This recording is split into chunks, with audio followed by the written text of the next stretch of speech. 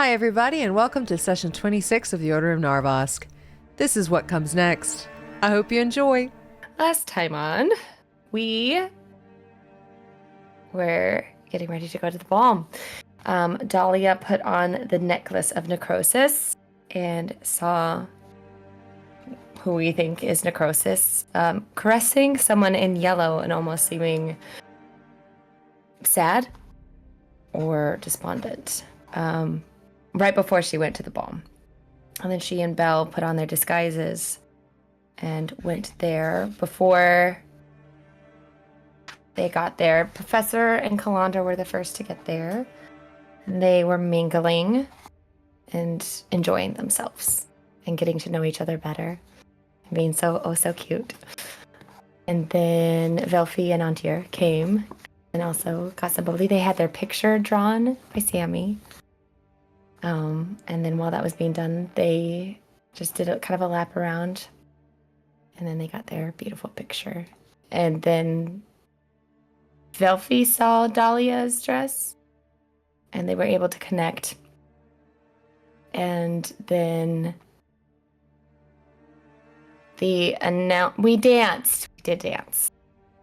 Yeah, we all kind of danced. Dahlia did not dance well. That is okay. Everyone else danced so beautifully. And then Siren came and then made his announcement and then brought the masks all forward. Andir did have to leave before that to join them.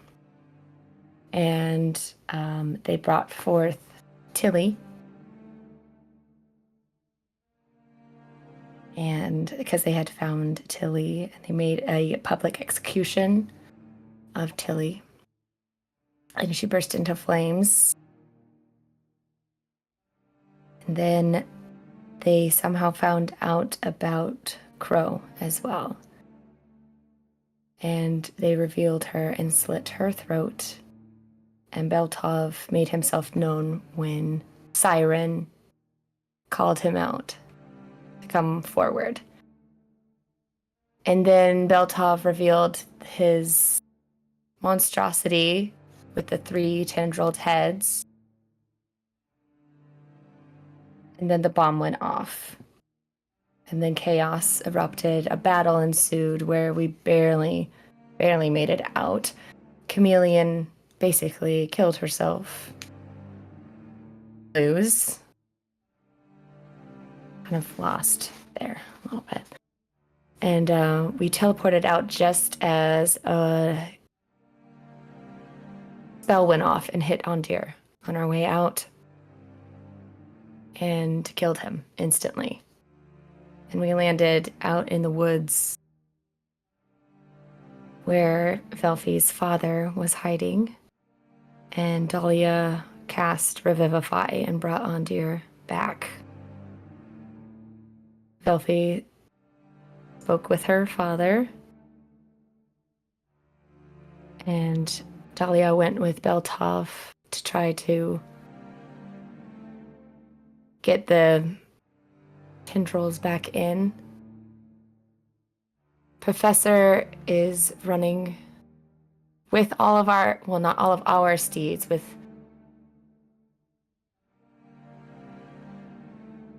Drea, Lucky, and the goat. I'm drawing a blank on the goat's name. So sorry. The goat's name. Beatrice. Beatrice. Through the forest towards the druid farm after he sent like a coded meet you at the castle to the rest of us. And he's running to the druid farm. He's running through the night by himself after seeing all the monsters head back into the city where everything was a mess. And that's kind of where we had left off. That was perfect. Yeah, that's where we have left off. We have Calandra and Velfi taking Antir to a tent. Dahlia and Belle are together. And Professor Friedrich is who knows where at the current moment. Just running, trying to get to castle together. And as you all are kind of taking in the what just happened. Everything just kind of weighs down on your shoulders. We will start with Velfi, Calandra, and Antir. What are you doing? So we are taking him into the tent.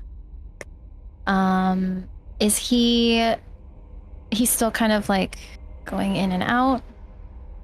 He Okay. is still going in and out, and you get the sense like he's not going to be able to make any like cohesive sentences for the rest of the evening. Like he is just out of it.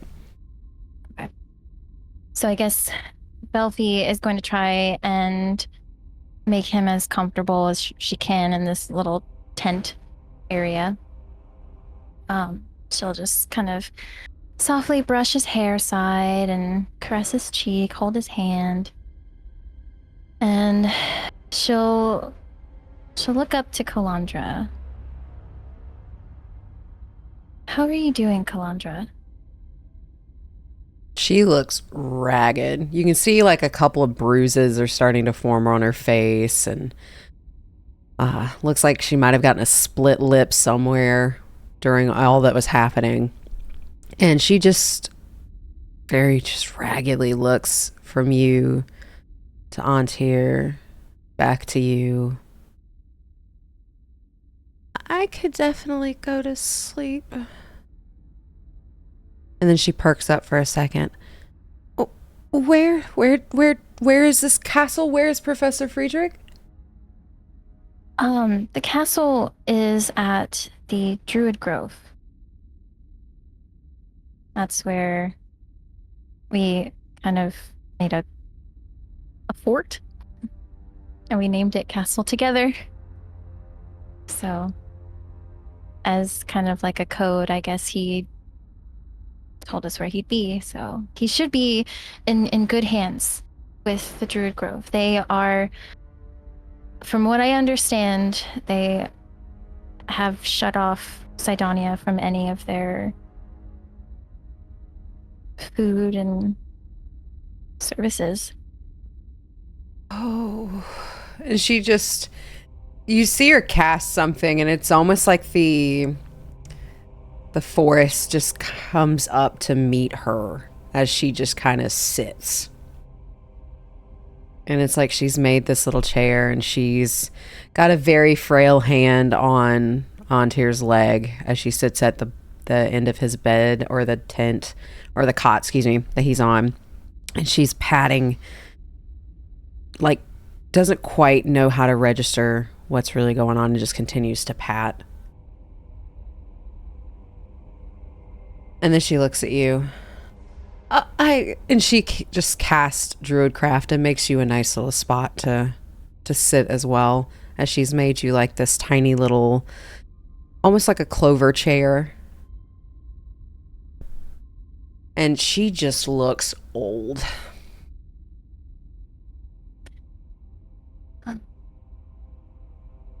Yeah. Velfie, she'll sit in that little clover chair. She'll sigh. Yeah, it's a lot. It's a lot to take in. It's a lot that's happened. But at least the people in Sydonea have the option to leave now. If everything didn't fall apart. Yeah. Guess we don't really know what'll happen there, but given what we know, I don't think they will risk losing their power, their control. They will do what they can to keep people in line.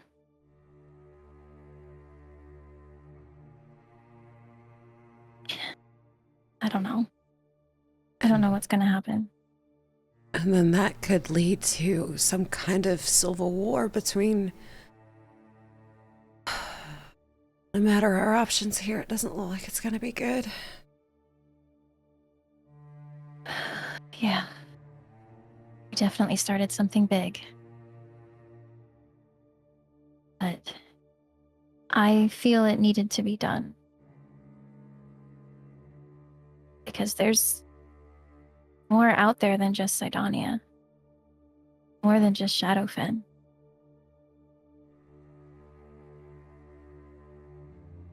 She nods, almost like she knows exactly what you're talking about.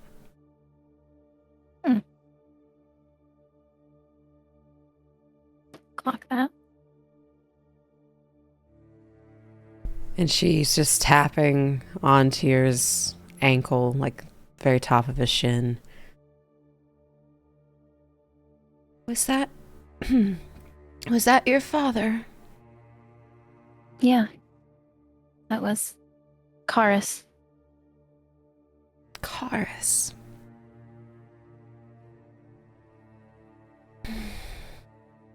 Well, hopefully as a parent he'll understand then.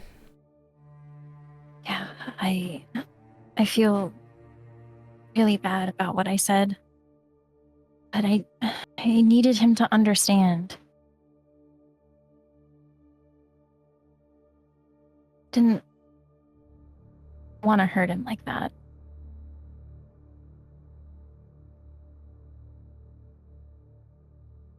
A parent's love doesn't stop because of hurtful things said.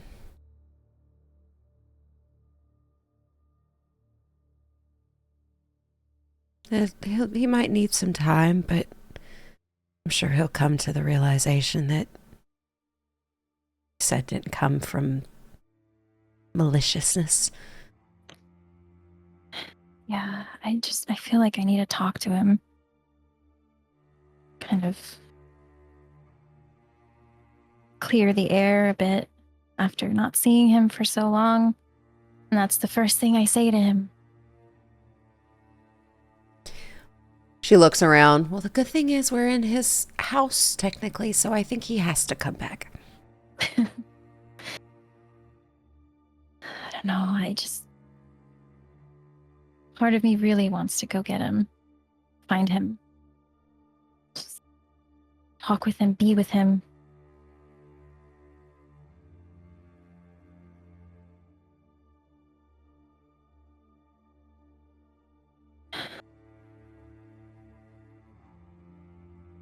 Well, I'll look after my boy if you want to go. She'll sit for a minute. Oh. I mean, I guess coming back from the dead can really take it out of you. So can't believe that.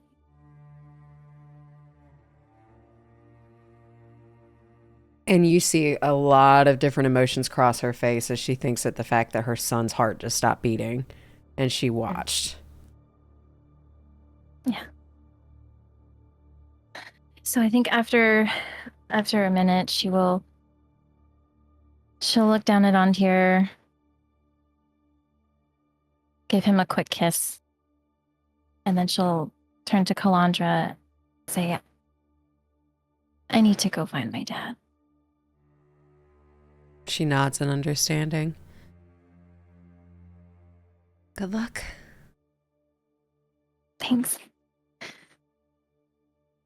She will get up and leave the tent.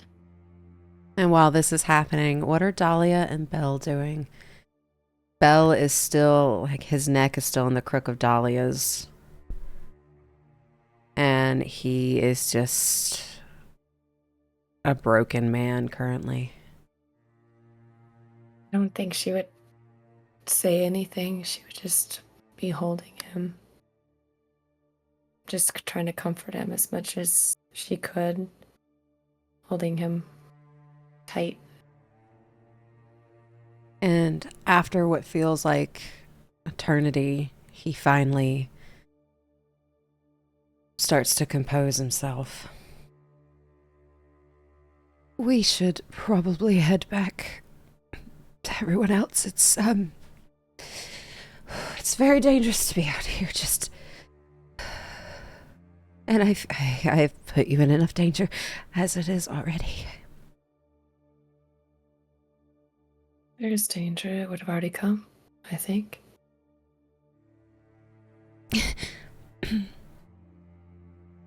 Thank you.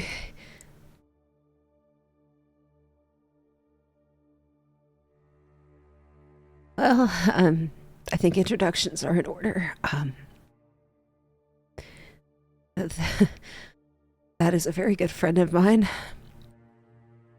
And it seems like there is a lot going on at the moment, so I would like to introduce him to him. He kind of did teach me how to shoot. Only when you're ready. I can wait. Okay. And he starts like just scanning everything as well to make sure nothing's out here. And he doesn't quite see much with a 12.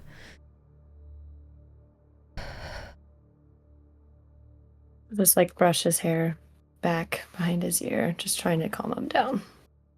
And his eyes are bloodshot. His face is really warm, almost like he's running a fever warm. Like this is taking a lot out of him. He is exhausted as you two are sitting in this little area. It's very dense here. Unusually dense with plant life, and it's almost like you're in a bubble of bushes and thorns and trees, and it almost looks like the trees are actually reaching out, like arms are encircling this area. And then you very quietly hear somebody speaking to this area and casting magic. And it's that same voice of that pink tiefling from earlier.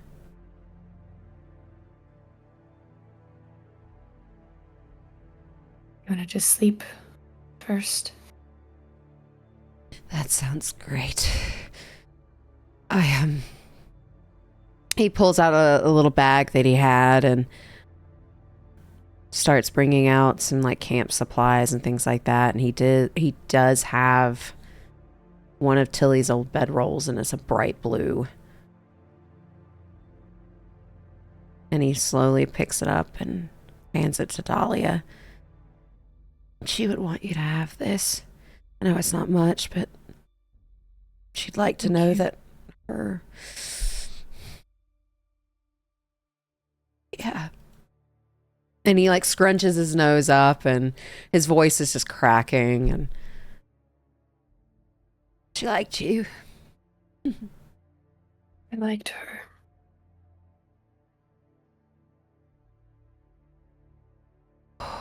We have a lot of emotions to process over the next... And he just kind of goes quiet. Let's not process them tonight. Let's just sleep. And he starts setting up a bedroll. And if you start setting yours up, he puts his as close as possible. And you two are not too far away from the group to where like you're out of vision or anything like that. You're just kind of on the outskirts. It's where you have some privacy, but you haven't left the group entirely. Probably pick like a tree to be under, and she'll just hold him as he sleeps. And like he just has like his face just buried in like this part of her shoulder and everything as they get set up. And hair just kind of like he almost like takes it and does this to it just to cover his face up some, give himself some kind of like veil. And he just cuddles into Dahlia, and within like minutes he's out. Or just move the veil aside. And once he falls asleep, it's almost like his face relaxes. Like you don't see the creasing underneath his eyes. You don't see that furrow line that like goes right between his eyebrows. It just relaxes for a second. And he's got bruises popping up like everywhere. It's like he took some really hard hits. And like his face is like really puffy. But he is just out. Yeah. He'll probably stay awake for a while, just kind of like just gently tracing his face, making sure there are no nightmares. And as you do that, that voice starts moving closer. And just very gruff, very serious. He all right?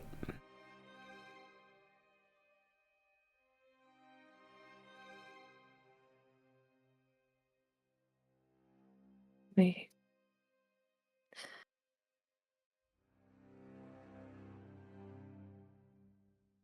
He won't be for a little bit.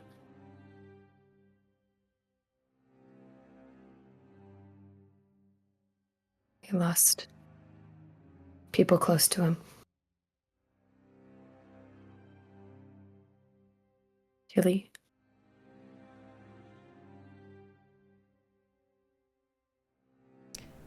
Mother.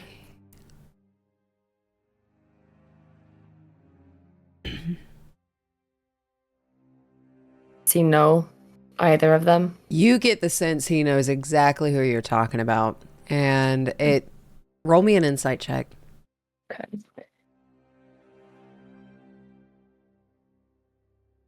Oh, 40.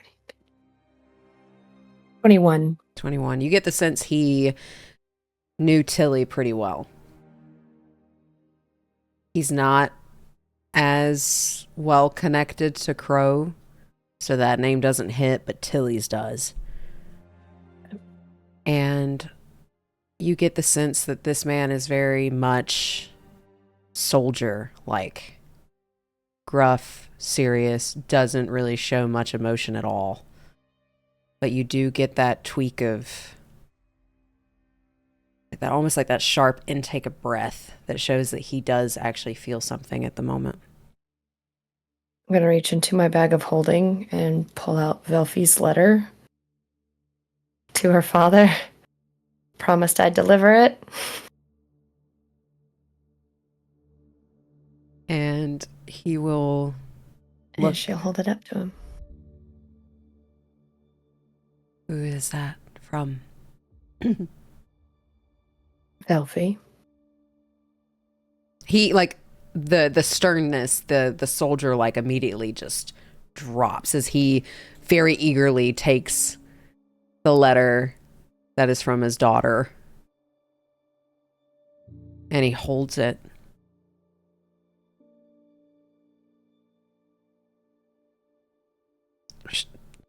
I'm never really good at this. Do I read it or do I go talk to her first? I don't know. Immediate soldier comes back up. Thank you. Okay. I was just told to give you the letter, not advice on how to... Okay. Yeah. Yeah, that was inappropriate of me to ask. I don't... Thanks. Maybe ask Calandra advice on children, as I don't have children.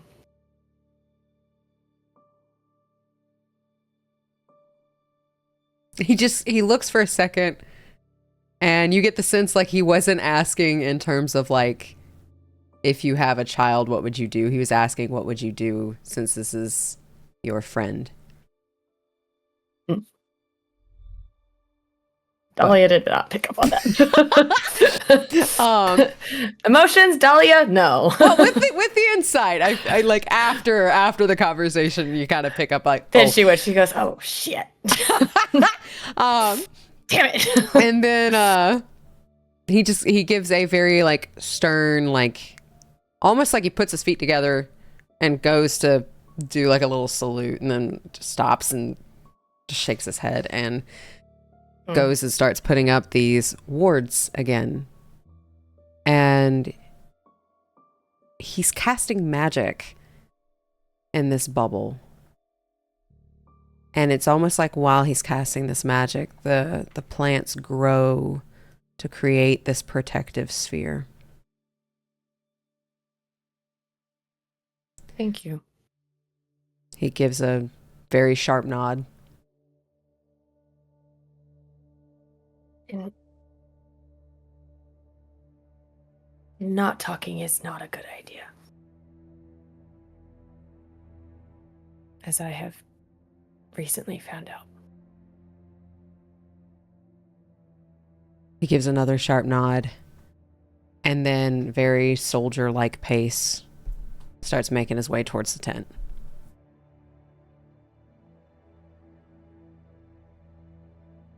He'll kind of snuggle down, just like hold him close. Take in his scent. And he just smells like leather and woodsy pine and smoke. And while that is happening, Professor Friedrich, what are you doing? I'm booking it as fast as I can with several animals in tow, but just heading as close as I can remember the path to the grove. You feel a little nudge from Beatrice. What is it, girl? Okay. Is it the same day as before? It is the same day as before. Okay, I can't cast Speak with Animals again, so I'll just sort of see if I can read her body language again. You should be able to cast it. I thought I could just do it once a day. No, that is a new spell you have to cast. If you have the spell slots for it, you can cast it.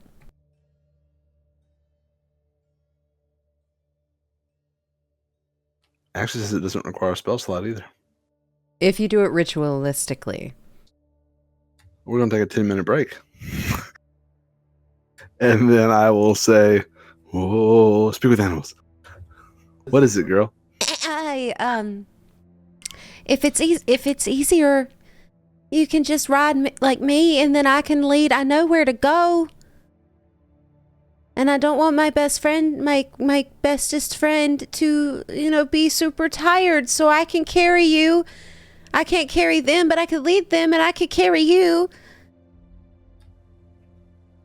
I look back at Stray and Lucky and just say, can you follow closely? Will you take me to Valfy, please? Yes, just don't let Beatrice here out of your sight. Okay, we technically always follow Beatrice. Beatrice typically tells us where to go, so we just follow her. And her tongue is just sticking out, back and forth. Honestly, same. So that sounds good. I'll ride Beatrice then, but I don't know if I can sleep or not. With Beatrice knowing the way, I will say you can get your sleep if you would like. It will not be the most comfortable. What would the consequences be? What would the potential consequences be? There's no way I can know exactly what it would be. The potential consequences are you are extremely tired. And if something happens, Beatrice won't be able to wake you up.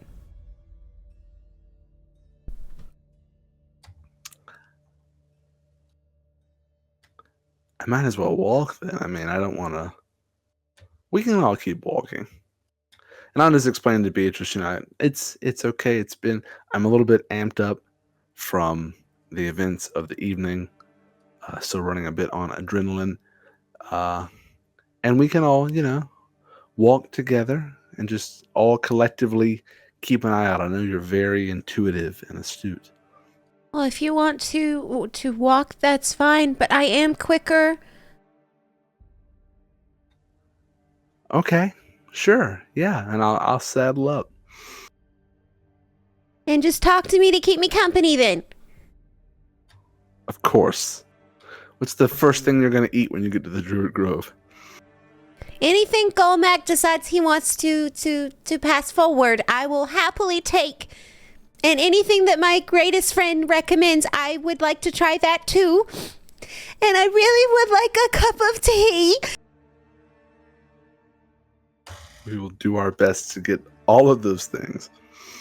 Okay. And she starts picking up the pace with the other two behind her. She's not quite as quick as a horse, but she still is a little bit quicker than you. And she is booking it. And she will have a point of exhaustion by the end of the night because of how quickly she is trying to book it and get you to the Druid Grove. But you're able to saddle up and you're able to keep your head on a swivel, as now you're not having to look down at your feet to make sure you're not tripping on anything or anything like that. She has the way. And you get the sense Beatrice is a lot smarter than normal goats. I do get that sense. Yeah. Can I? Is there? No. Okay, so we ride on. Velfie, where are you going? Elfie.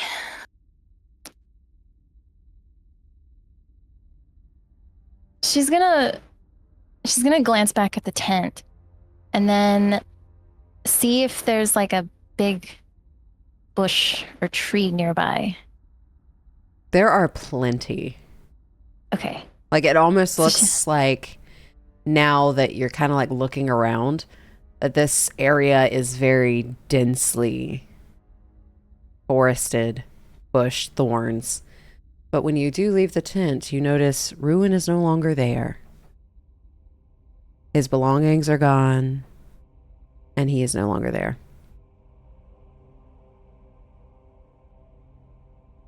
Wow. I think Velfie. So call out his name. Just Ruin? You get no response.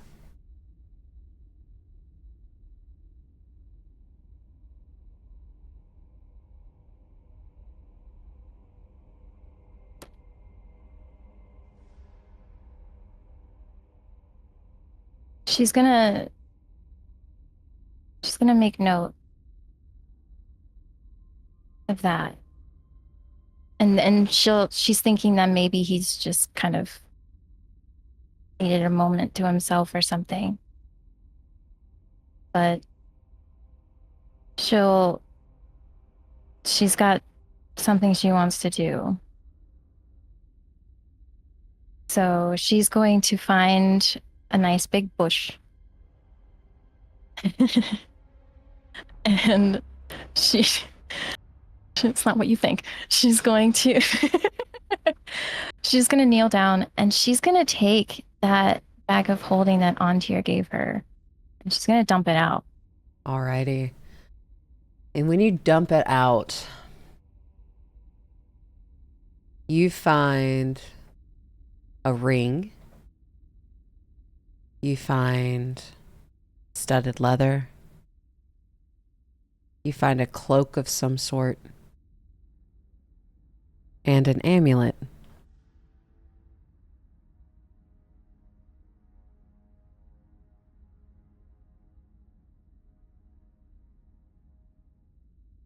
Can I do some kind of like Arcana check to see if there's any sort of magic? Yeah, roll me Arcana. Okay. And see if you can see if these are magical of any kind. Ooh, 21. With a 21, all of these items are magical. And you get the sense, knowing Antir the way you do, he said the best thing he's good at is stealing.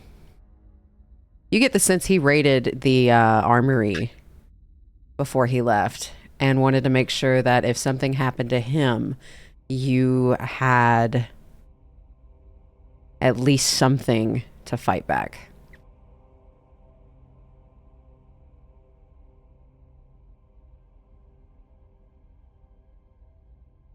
So funny. So she'll kind of smile to herself. And she's going to take the ring and put it on. Okay. And it's just a very simple ring. There's some runes that are inscribed around it. But very, very simple. And you don't really know what it does. But it's pretty. She'll just kind of admire it. Just kind of blushing a little bit. And then she's going to take everything and put it back in the bag. And then she'll get up and start looking for her dad. See if she can figure out where he went. And it doesn't take very long to find him, as he's got a little letter in his hand. And he's kind of doing you get the sense he's trying to soldier walk.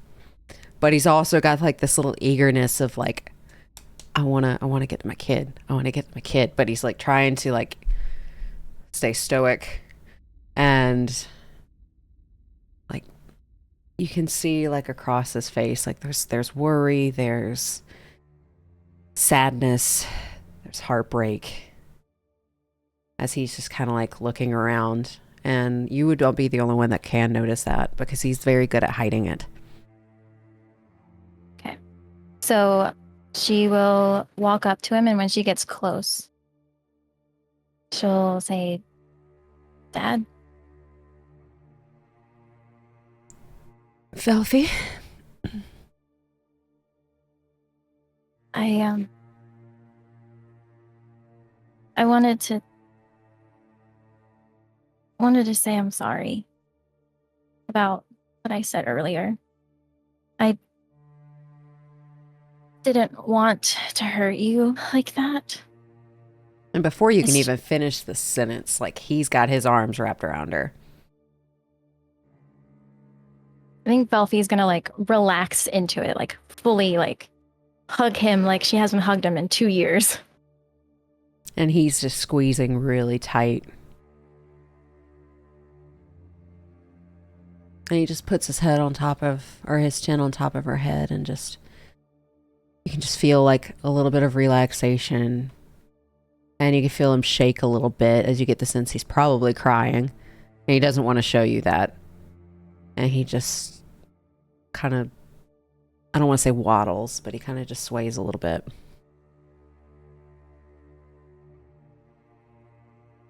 I think Velfie, she's shedding a tear or two, especially knowing that her dad is crying. She's crying. She'll just feel the moment, take in the fact that she's hugging somebody she thought was dead.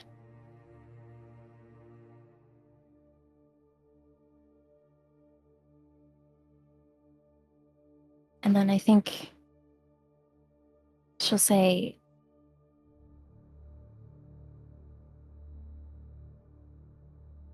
"Are you okay?" He just takes a deep breath. I'm sorry I wasn't there. I hope you know I would have been if I could. I know. Believe me, I know.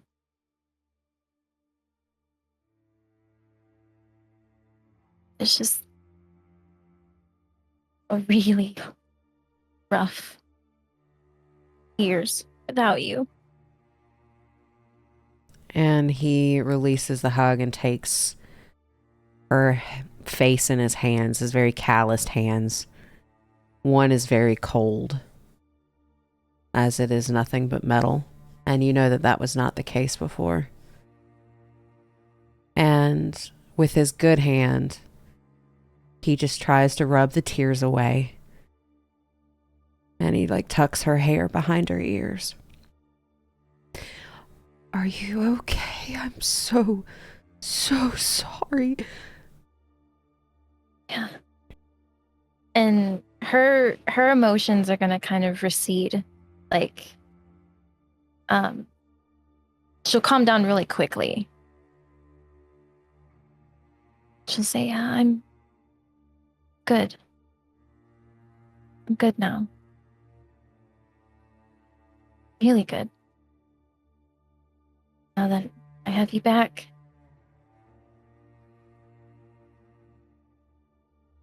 And he just gives her like a quick, like, fatherly kiss on her forehead and still like just holding her cheeks and kind of pinching her cheeks a little bit, maybe just a tad bit too hard.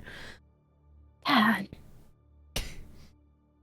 And he just takes in his daughter as he just gets to look at her. And with the receding of Velfi's emotions like that,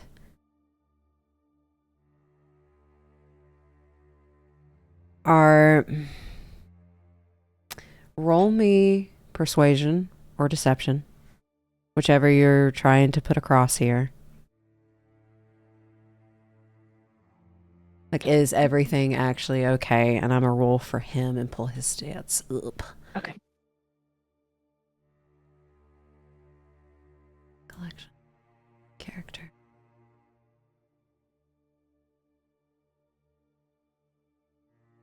23. 23, okay. What is his insight? Not very high. Even with a natural 20, he's not going to be able to do that, but he rolled a natural 1. So he believes everything coming out of Elfie's mouth. What have you been up to? What? Fill me in on the last 2 years. She'll kind of smile and she'll start explaining. She'll say, "Well, it was very hard in the beginning. Very, very hard. The day that I was told you and Mom had died, my world crumbled. Both meant so much to me. But I felt like I couldn't function. I felt like I couldn't go on. I didn't want to go on. I didn't want to feel anymore. And before I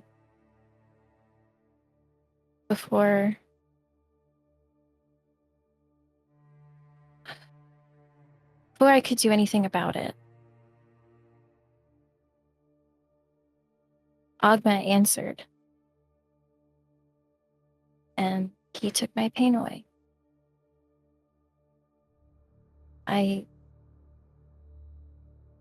She's gonna wait really like you could see that she's really debating on whether or not to say something.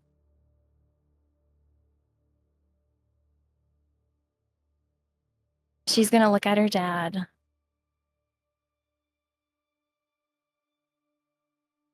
I didn't understand the cost at the time. I was just in so much pain. But I don't have a soul anymore. You can tell he is very intently listening. And as you're telling that story, you can tell he's tearing up. And there is just this weight of, I didn't get there fast enough. As like, it's not shame at you. It's shame he wasn't there to fix it. He wasn't there to protect his kid. He wasn't there to take the pain away from you, and he's part of the cause of it. And he sits with that for a bit. And he just takes her by the shoulders, gives a little squeeze. We can find a way to get it back. If you want it. If you don't, we'll figure something else out. But if you if you want it, we'll figure something out. I do. I don't know if getting mine back is an option, but it's something that I want to do. I want to explore, and I plan on asking Ogma if there's anything I can do, anything he'd want, so I can get it back. And you see confusion cross his face for a bit, as he has no idea who Ogma is. Well, if he doesn't want to... I don't know who this is, but if he doesn't want to get it back, then we take it back.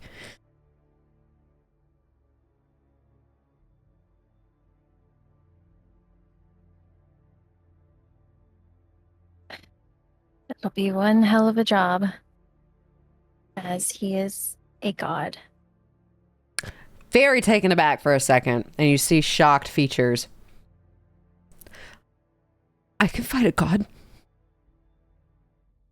I believe you could, Dad. I do. You tell me what I need to do and I'll do it. And I know that nothing I do is going to make up for the last 2 years, but I promise that I will do whatever I can. She's gonna take his hands or are they on her face? Wherever her hands are, she's gonna put them on top of it. So he moved like to her shoulders and is kind of like giving this squeeze. Okay. So she will reach her hand up to his face and say, "Figure it out." And I am I'm so happy that you're back, that I have you, and just having you is enough. You just see like big grin comes to his face. One of those grins that is just really, really rare. And his eyes mist up even more than what they were already. And he just takes her into another hug. And you just hear him very quietly, "I've got my girl back. Lorelei, I got our girl back." And he just breaks, like just sobs, like very quietly, and just starts swaying back and forth. And it looks like he's almost looking up, even though nothing's there. And you get the sense that he talks to Lorelei a lot. And he never gets an answer back.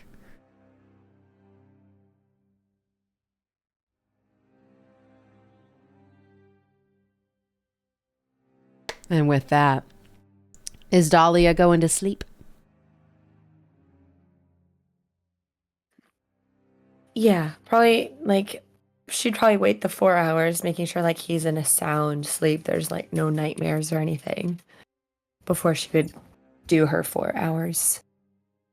And it doesn't seem like he has any nightmares this evening. He talks a little in his sleep, but it's very quiet. You pick up Tilly's name. You pick up Crow. You pick up your name. And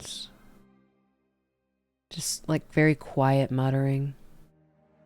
But no nightmares this evening. But after the 4 hours, he still is not waking up. He is still out, and he probably will sleep the entire 8.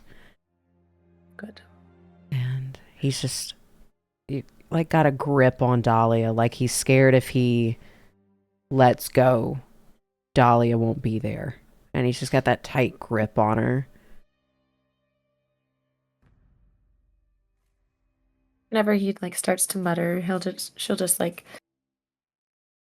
do like soft kisses. And you two are able to sleep through the rest of the evening. Professor Friedrich, are you still on the go? On the go, on the goat. All right, on the go, on the goat. And before we all hit that long rest button, is there anything else that Velfie and her dad would like to do before they go to sleep? Because it is getting late. I think, no, she said everything she wanted to say in this moment. And she's feeling, especially after going down, she's feeling that tiredness. It hit her, especially after that huge emotional moment. It'll hit her like a brick. She will just try to go into the tent, sleep next to Antir, if that's... And when you go into the tent, Calandra is very much like asleep on her little chair, but you can tell she's made like a druid craft sleeping mat for Velfi that's right next to Antir's. And Karis will lead Velfi to the tent, open it up, and there's a look that he just gives Antir, and he just stares for a while.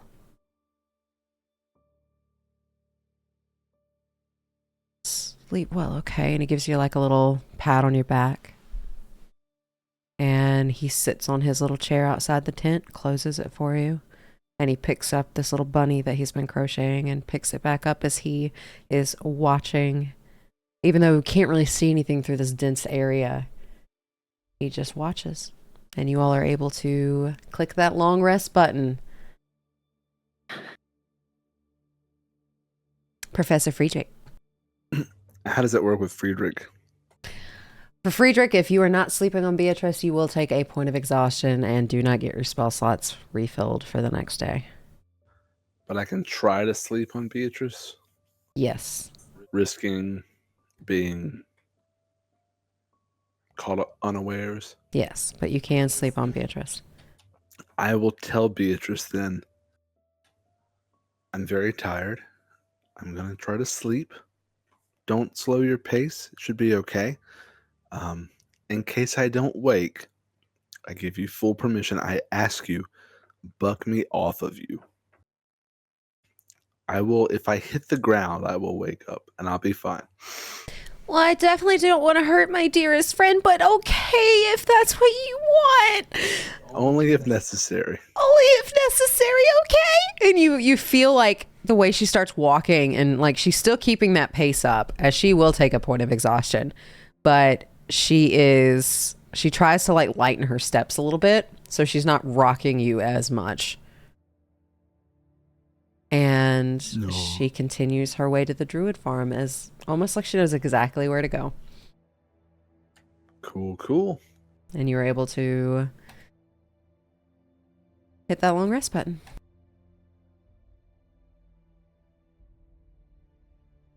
Feels good. And the sun starts to rise. And at camp, you know it's morning, but there's barely any sunshine coming through this very dense, almost ball-like structure that Karis has created. As you all are able to wake up, Calandra isn't in the tent anymore. She's out next to the campfire. Just kind of like eyeing Karis, looking back at the tent, eyeing Karis, looking back at the tent, eyeing Karis, looking back at the tent. What is everybody doing this morning?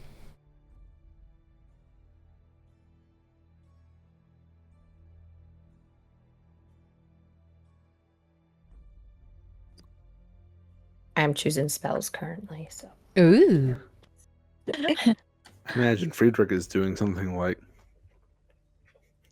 that's it. I don't know when they'll make it. It was a few days away before. So you have practically done a day's journey at this point. So you have another day and a half to go. Are you just going straight through? Beatrice is a point of exhaustion, though, doesn't she? So I really don't want that to be the case. We'll go to about late morning, and then we're going to stop and rest during the day. Alrighty, so you're able to stop, find a little place. Roll me a survival to see how nice of a little spot you find. Guidance. From 100 to however miles away. 5. With a 5, you don't really find anywhere that's super comfortable. It's a little like rocky and muddy. It's not great. But you are able to find a little spot for the horses and Beatrice to kind of sit down, lie down. And they do exactly like that. They just lay down and then they just kind of look at you. You can all rest, and then we'll start back again at night. I think it's safer to rest during the day. And then they just put their heads down. And like you see their eyes close like immediately. And they don't need a lot of rest. But they do just kind of slumber for a little while. And are you looking around? Do you do anything while they sleep since you got your 4 hours? Yeah, I cast mage armor on myself. And I stay on watch. Roll me perception.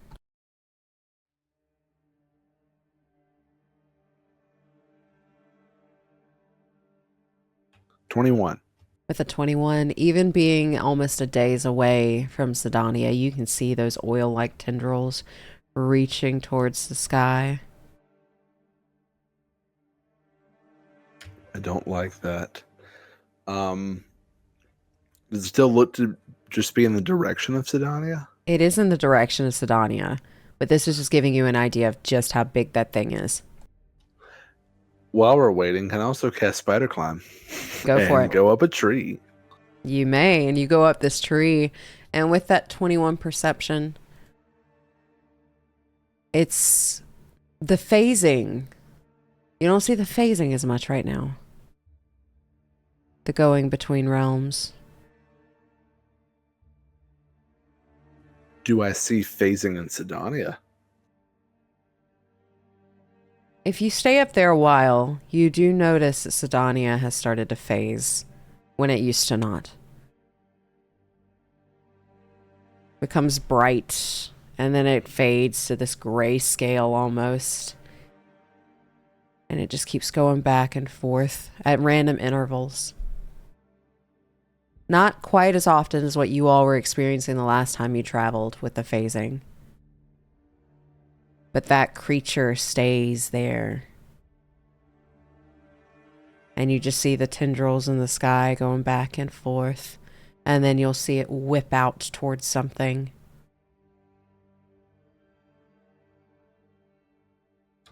Can I take out my spell book? Mm-hmm.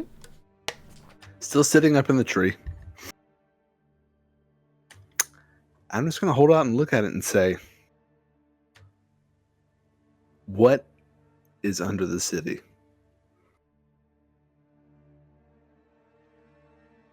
You hear this.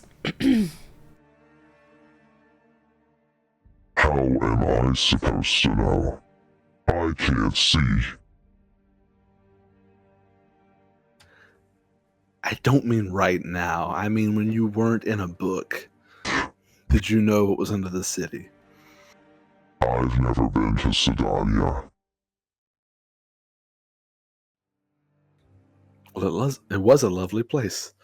Not anymore. Well, if you had taken me to Cinder, maybe I would have been able to see it.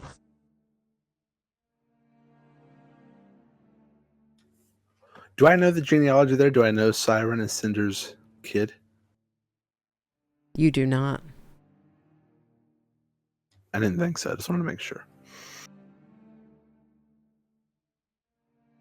Do I even know who Cinder is? Nope. Well, you've heard about it through Ruin and Dahlia. Honestly, I thought Dahlia said the name. Because I think you mentioned it, and then Dahlia was like, we cannot give that thing to that thing. Well, if Cinder is still whatever was in Sydonea, I doubt they are now.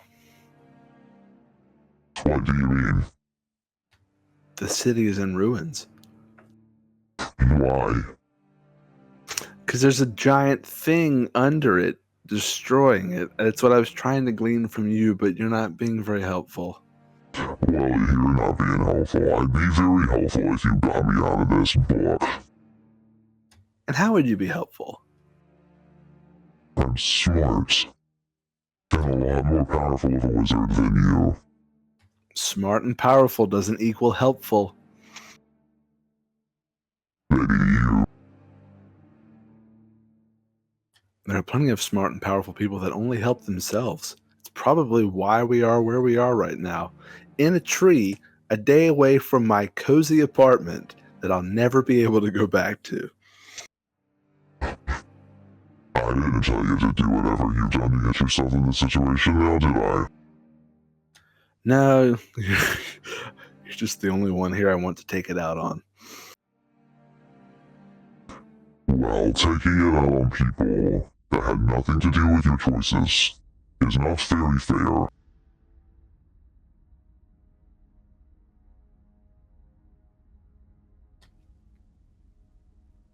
Rather than admit that's a good point, I'm just going to put it up. And you hear him go as you put him in a bag and close him up, and now he can't talk. Good. I'll go back down the tree and rejoin my menagerie. Alrighty. And while that's happening, what are Velfie and Dahlia doing?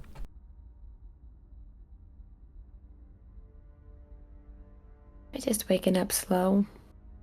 If he's still asleep, she'll just stay there. Just hold him. He's slowly waking up and kind of grumbling, as you know he is not a morning person. And like his eyes flutter open, and it's almost like he doesn't quite remember everything that happened yesterday, and he just gives her a little boop on her nose. You're pretty. And then he just kind of like goes back to sleep for a second. And then he opens an eye and just looks at her. Hi. Good morning. Morning. Where are we? This doesn't feel quite like my bed at home. The woods. And he kind of sits up. After we teleported out of the ballroom.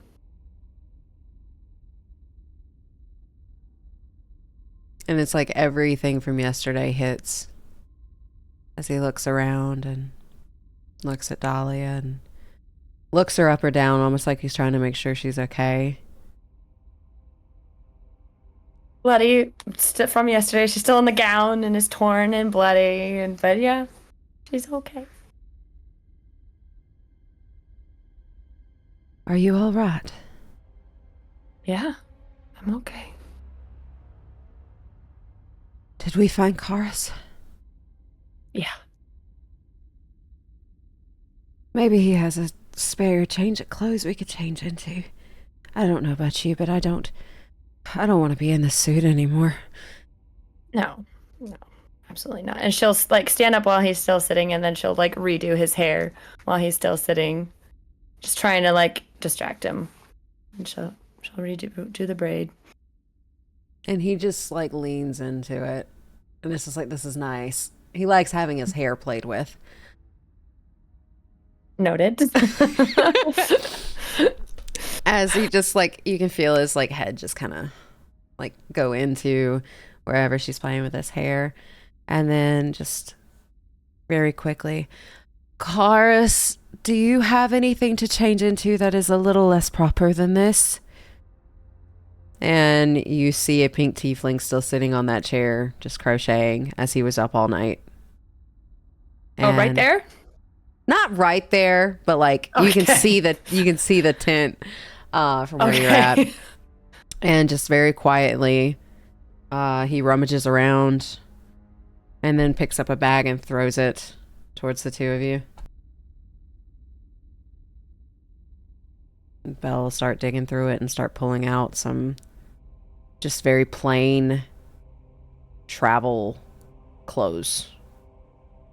She'll take off her bag of holding on her thigh and pull out her stuff. She still has that. And almost like Beltov is used to just changing in the woods, pays no mind and just changes. And you do notice like there, if Dahlia is looking, he does. He does have lots of scars on his back and on the back of his neck, and like even all the way down like his legs. There's just like, it's almost like lash marks, whip marks. And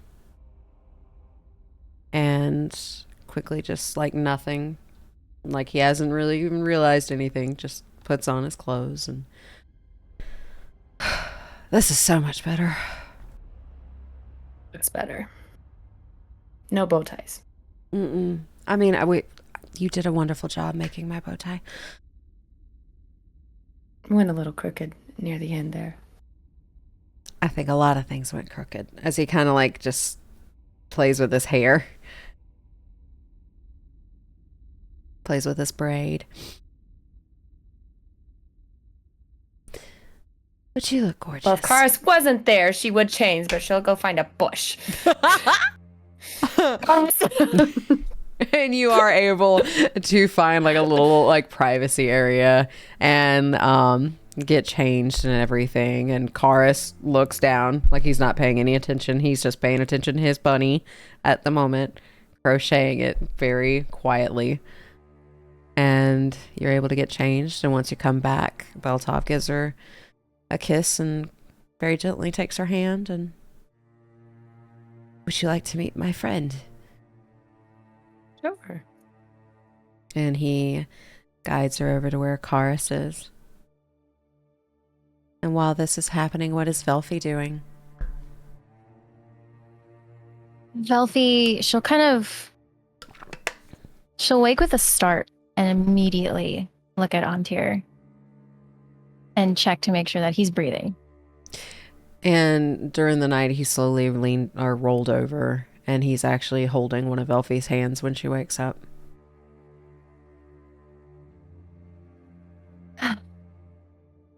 Okay. She's gonna look down at her dress. It's like probably torn and dirty. And she's gonna kind of tap or like gently poke Antir's face just to see if he's awake. Oh, he's awake. His eyes are slowly like, fluttering open and just looking at Velfi as he woke up a little while ago. Oh, good to know. She was just gonna start changing. If he will turn around like, oh, and he's facing the other wall, so you have privacy. Calandra's still asleep. Or, Calandra's out in the area watching Karis. Yeah, so Velfi will reach into her bag of holding because she packed some clothes. And she will change out of her dress, shove it in the bag of holding. Say, all right, good. Did you by chance grab anything from my apartment that I could change into? I completely forgot. And this is so uncomfortable. It's really tight around my neck. Well, unbutton it. But it doesn't look right. We're in the woods. Oh, and you could tell he's like begrudgingly unbuttoning it because like he likes to be fashionable and he doesn't like the fact that he's not fashionable in this moment. We'll see if maybe we can find some clothes for you. That would be Unless great. you want to wear some of mine. He looks like he considers it for a bit. I don't think it would fit. Might be a little tight. I mean, I'm not bad for me, but. And he just kind of, because he's taller than you, and he's like, everything would be like really short. Which I love your shortness and your petiteness and your cuteness. And he just kind of gently rubs her cheeks. Well, I love your tallness and your handsomeness and your silliness. I am handsome. Well, I will go see if I can find you some clothes. Okay. Where are we? That is a good question. We are wherever the teleportation scroll took us. And, my dad's here. You see so many emotions go across his face. Like, oh shit, I need to impress her dad. Then, oh shit, I think her dad's gonna kill me.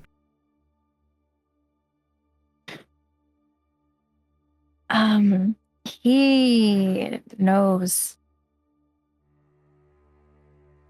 that you're an assassin. Was not fond of that at all. Alrighty, so impress the dad is not going well so far. But I'll work on it. We'll work on it. Good thing I'm not changing into your clothes to go meet him again. Yes. That's a good point. Good point. Very good point. That would be awkward. Yeah, well, I will go talk to him and see if there's any clothes for you that he's willing to give. He just nods. Like, oh, buddy. Yeah.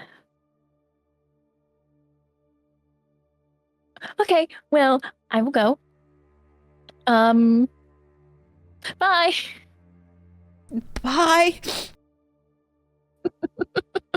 And as soon as you leave, you see Calandra around the fire pit, looking at the tent, looking back at Karis, looking at the tent, looking back at Karis.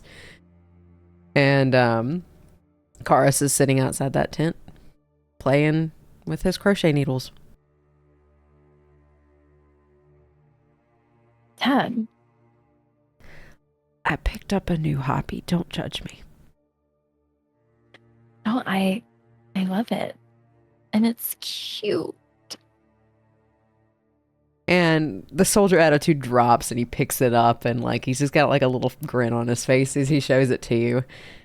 I'm trying to make Flopsy 2.0 with the flop. I'm trying to make his ears really, really flopsy. And he kind of like plays with the ears. But it's not quite done yet. I love it so much. It's so cute. Thanks. You don't happen to have a change of clothes for Antier, do you? You see the grin just fall.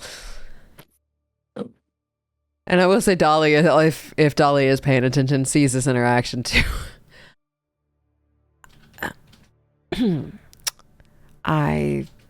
And he fumbles around for a little bit and he finds another bag and just very begrudgingly hands it over.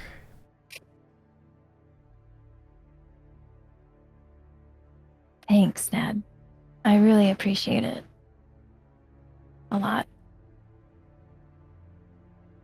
If he's coming with us, he cannot see the way there, though.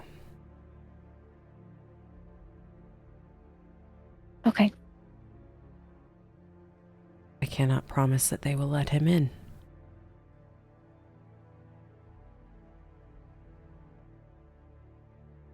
Well,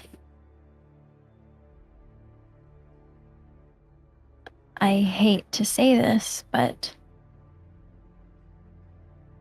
where he goes, I go. You see so much confliction go across that man's face. I'll see. I'll see what I can do. Thank you. Did Dahlia hear all that? Roll me perception. Just straight roll since it's hearing. Okay.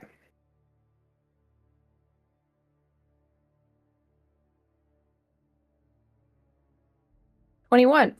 Yeah, you heard every bit of it, and you saw the looks on Okay. his face too.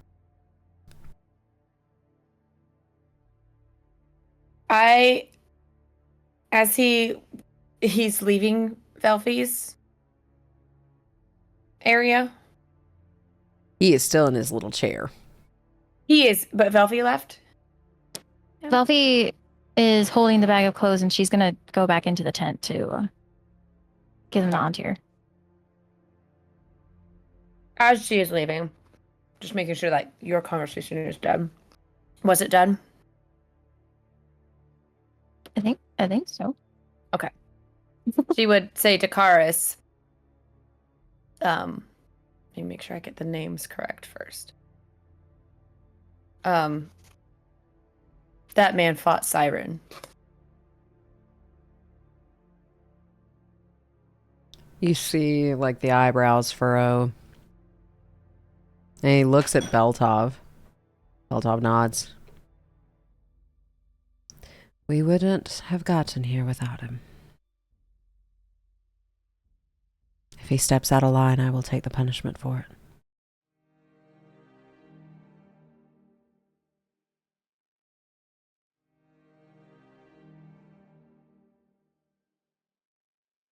Karis looks conflicted.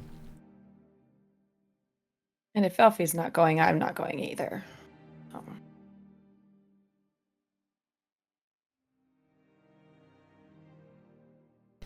Again, I don't hold the power to make that kind of decision, but we can bring this before Seapair. Who's that? The leader of this organization.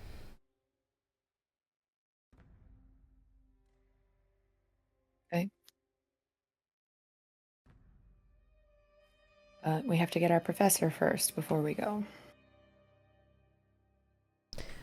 Where did your professor go? To our castle. Well, I don't know where this castle is, for I have never seen a castle. Do you have any descriptors? And he goes full soldier mode. I think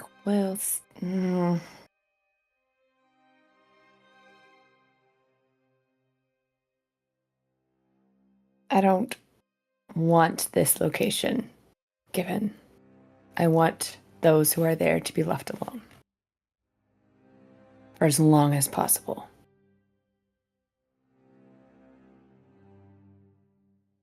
I don't know your organization. I don't know what they would do. They might leave them alone, but I don't know your organization.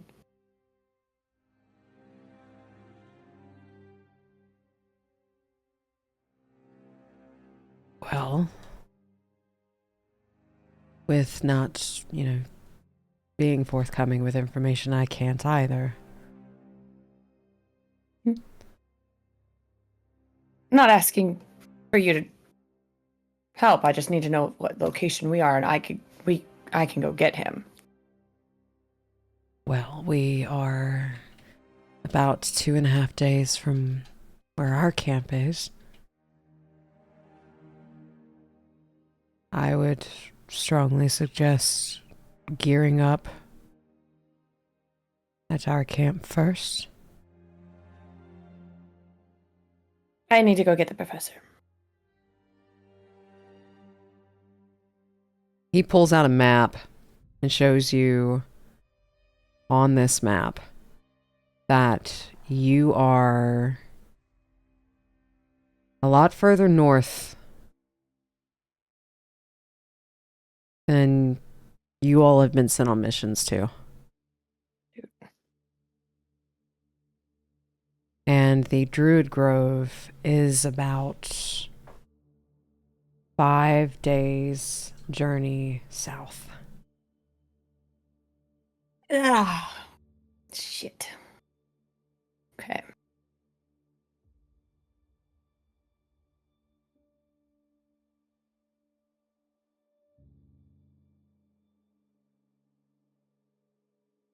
And Karis looks at Beltov. Do you trust this professor? Well, I mean, he did cast friends on me the first time we ever met, but that is just, Oh, I guess we're friends. And then they kind of have a conversation about that situation for just a second. Yeah, he thought that I was trying to find your daughter, and he didn't like that. Why didn't he like that? Thought I was a creep. And then they just kind of go back and forth with that one, and Karis just looks confused.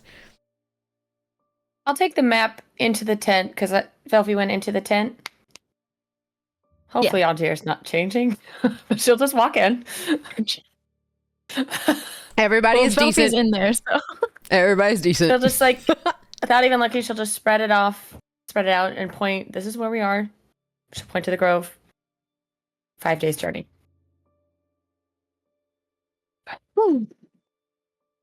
it's a long journey. They're not keen on having you. She looks at Andir. Going to their camp without Sea Pear's approval. I haven't told them anything about where the castle's location is. I don't know their organization. I don't know what they would do with the grove. They have ties to the grove. You do? Golmac knows of my father. Huh? So I think telling them wouldn't be a bad idea. So, but yes, and she'll look to Antir. Says that you can't see the way to their camp. He just gives a nod.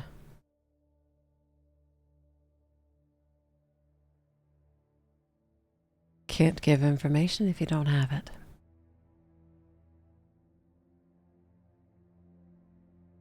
Yeah. So I can't fault him in that. Yes. So I guess the question is, do we go to the grove first or go to the raiders' camp?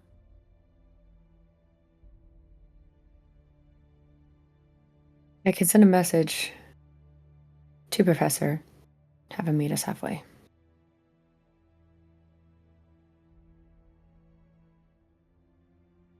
That's not a bad idea.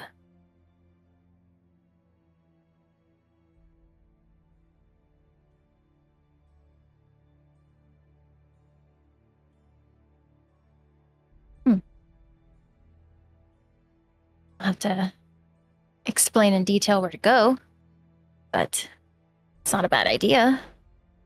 I But do have to definitely. get friend as well. Where is friend? Outside Sydonea. Mm. Yeah. I don't know if Sydonea is an option right now.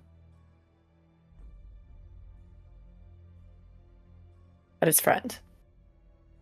His friend.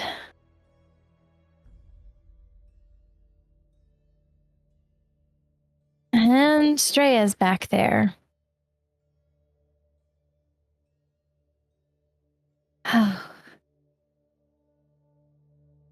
Oh, did you see Ruin anywhere? No.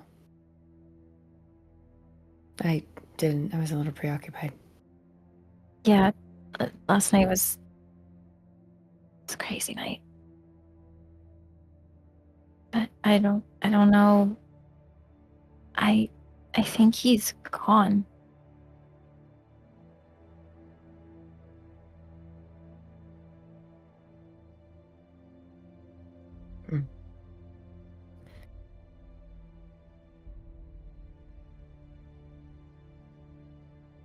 I don't know where he could have gone, but I Hopefully guess to find his family, the other Goliaths. yeah. Hopefully he stays safe.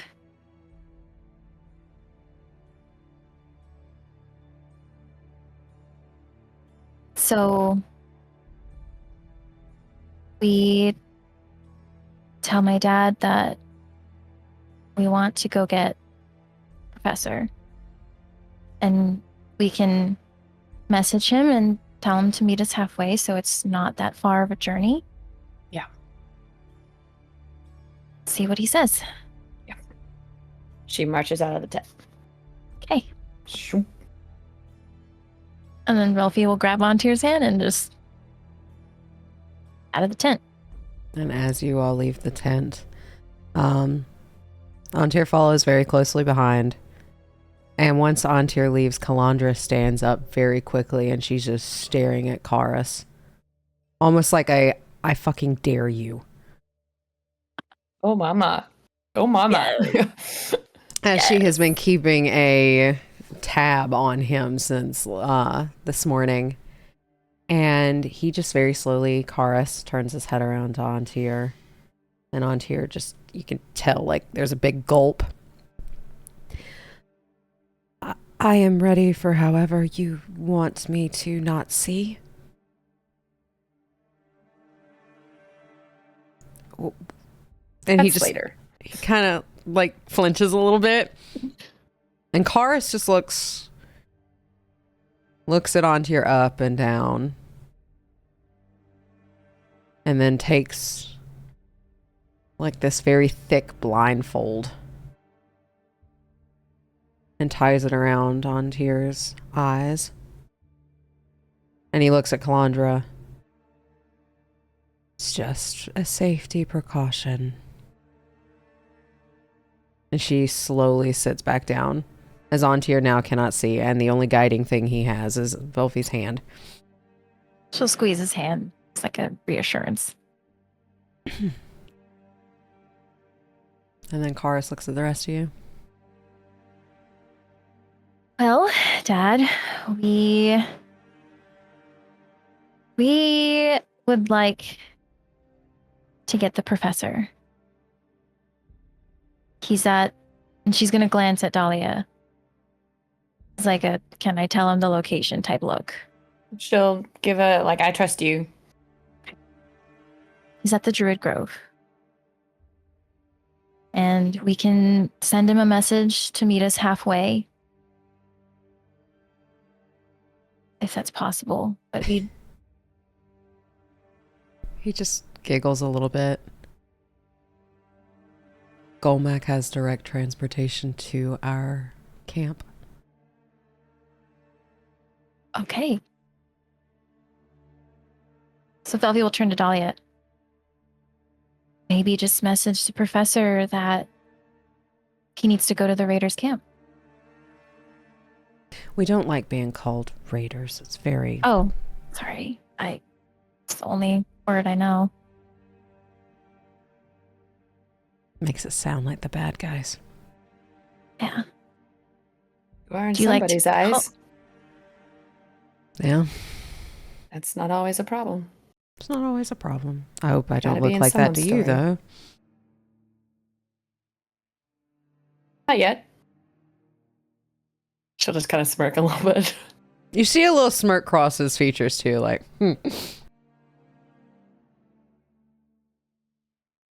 So what do we call you guys then? Pear likes curse breakers, which I think is kind of fantasy tale. Curse breakers. What are you gonna call?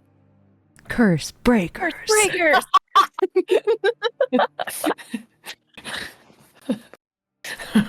I just don't like being called a raider.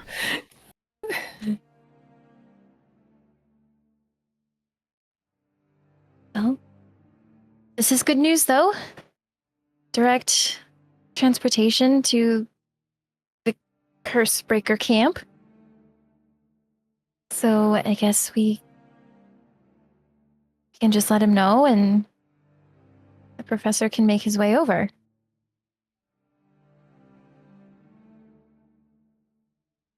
If you trust the professor.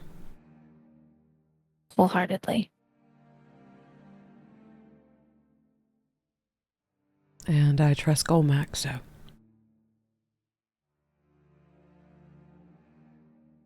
Golmac's great.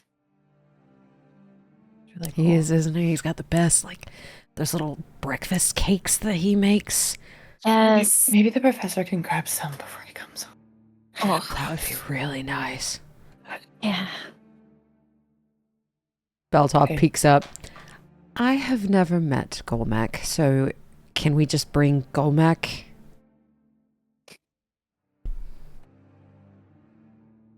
I don't think Golmac would leave the grove. It's understandable. So do we wait here for them then? Him? Them? It would probably be best if we carry on our way. Golmac. And make the professor go alone? Well, it would be quicker for him to probably get there before we would. Oh, go straight to the camp. Yes. Shit, okay. We will be there in 2.5 days if we leave shortly. But we need to start heading out now. Okay. Sounds like a plan to me. Beltov, will you help me pack some things up? Beltov nods and gives Dolly his hand to squeeze and starts helping cars. And you all are able to get camp all packed up and ready to go. And Karis starts walking. He is like, we know where to go. I know where to go, and he just starts walking. Well, before. Guess I need to let the professor know what the plan is. Or should I just tell Golmac? Or Develphi? Should I message Professor or Golmac?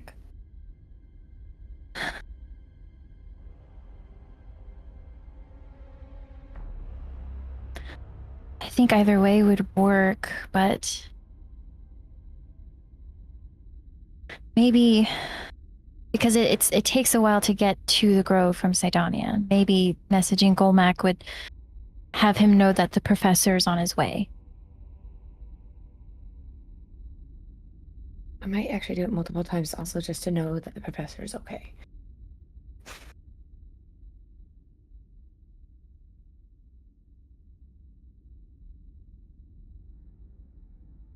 I can do it 3 times. Okay, I'm gonna do it multiple times. Okay.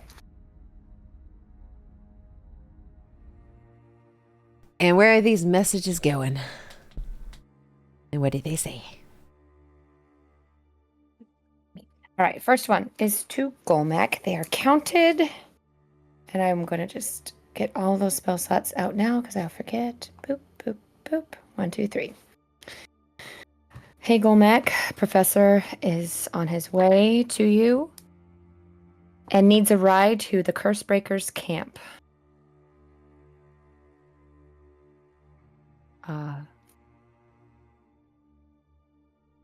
We're with Karis. You get a response back pretty quickly. Oh, it looks like you have chosen a side too. Will do. Knew I'd see you soon.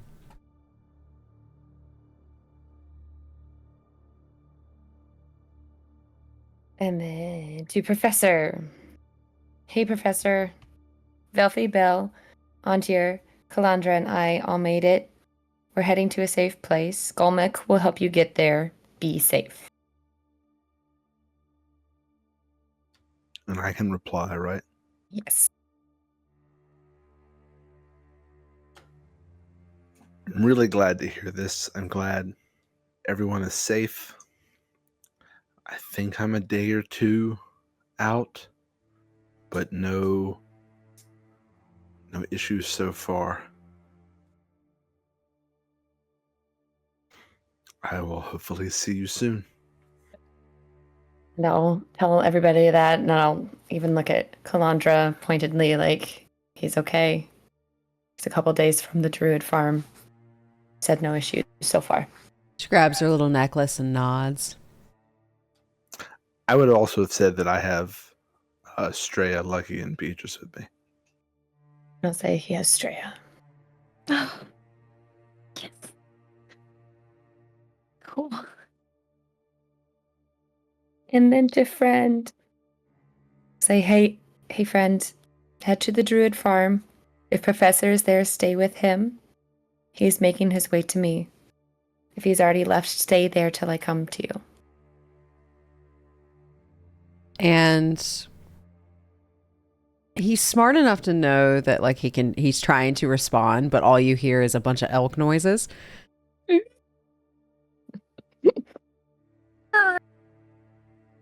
But yeah, he just does the elk noise. Sweet boy. But he has your message as you just get a bunch of noises. Just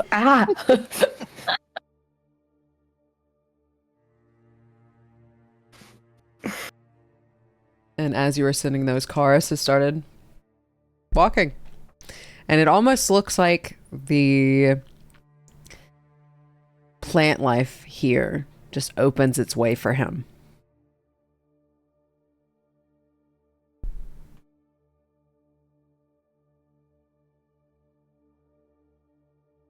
I'll hang near the back of the group. And Beltop will stay with you.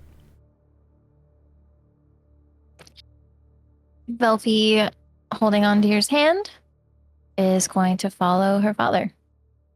Please make sure I don't fall. I got you. Don't worry. He nods and like, even though he's very dexterous, it's almost like he kind of fumbles around like he says he can't see for the first time. You're doing great. Okay. And then Calandra. Oh, I could probably make this a little easier for you if you need me to.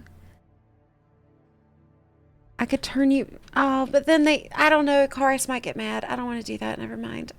And she just kind of sits there for a second. And then she glares at Karis. He is not paying any attention. He is just walking forward. And Beltov to Dahlia. Once you get to know him, he is a lot nicer.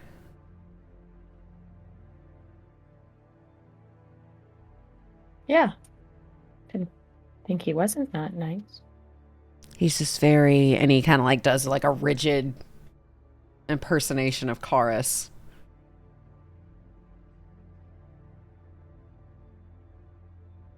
Yeah.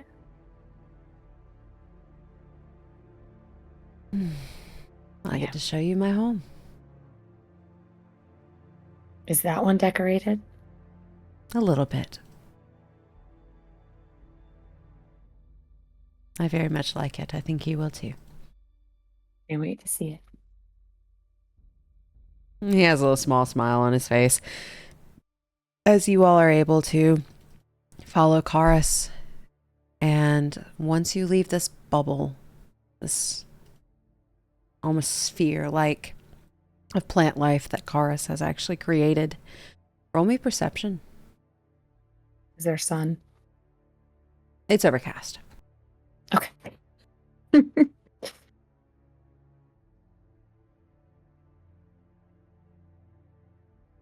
22. 13. All right. With a 13, you don't quite see it, but with a 22, Dahlia, you see towards the south tendrils, like just little bits. It's smaller, but it just catches your eyes. You see like this oily thing coming from somewhere to the south into the sky, and it looks like it just lashes out. I'll tap Belle's arm. Not say anything, but I'll just like have him look. He looks and just gets very rigid as he just stares at it. Because those tentacles look very similar to the ones that come out of his spine.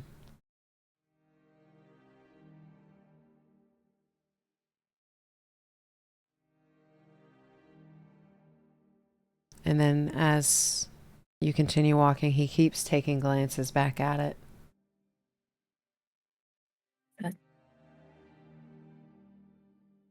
Third child? Shakes his head no. No. What is that? That's the first. Oh.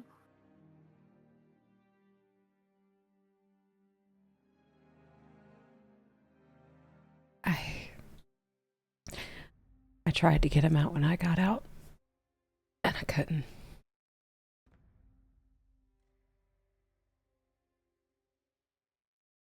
And it looks like he...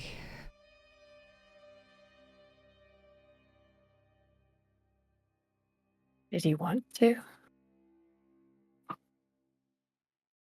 I don't know what he wanted.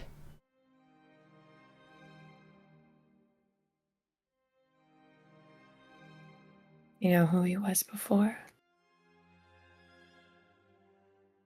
He just gives a nod. Closest thing to a brother I had.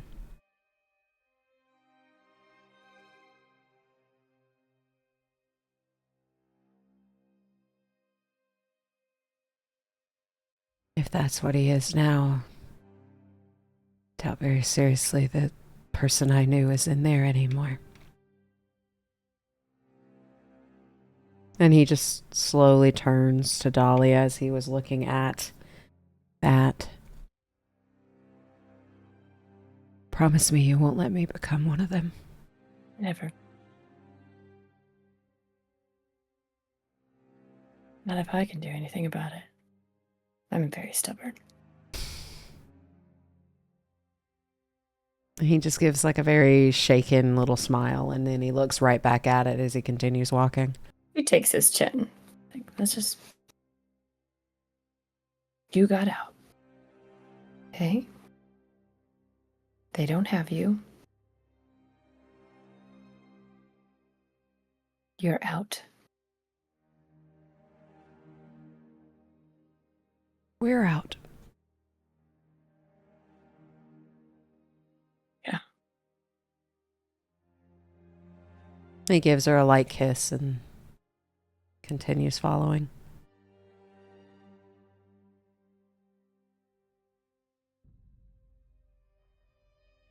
And while all this is happening, Professor Friedrich, are you on the road yet? So the plan was to stop to where we could get a long rest in before sundown and take off right around sundown. So I guess, depending if you're saying 6 or 8 hours, it'd be like late morning, early afternoon when we stopped. Okay, so you didn't stop early morning? Is it 8 hours or 6 for a long rest? For you, it's 4. For the animals, No, it's like... for Beatrice. Oh, for to avoid Beatrice. further exhaustion. For Beatrice, it would be 6. Sundown about 7, 8, 9. It's starting to go into fall, so about 7:30. We would have stopped about noon, then long rest for her, hopefully to avoid any more exhaustion. Get rid of that one. I would have fed whatever I had on me. And then we would take off again, 6:30, 7 o'clock. All right. And you were able to continue your journey. Is there anything you want to do on your day's travel?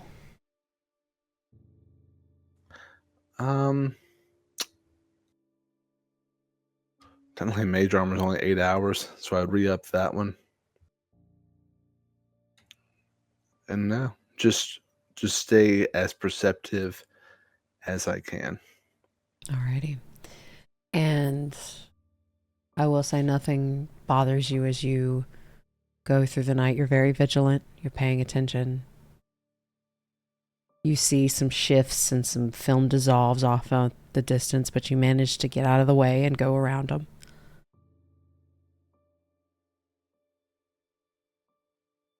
And are you going to say something? When we stop, yeah. Okay, we're going to say you travel through the night and you're able to stop. Then I would like to, as we're resting, I guess the next morning is what it would be at this point. We'll do the same sort of pattern where, travel at night, stop in the day long enough just to rest. And during that time, I would like to climb another tree, spider climb, and look towards the grove and see what it looks like. Roll me perception.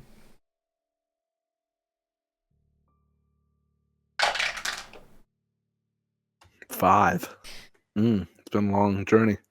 You don't really notice anything with the grove as it is early morning, but you don't see anything out of the ordinary. You see the bridge that's out. But other than that, you can't really see anything else. Does that imply I'm pretty close? Like I'll get there today?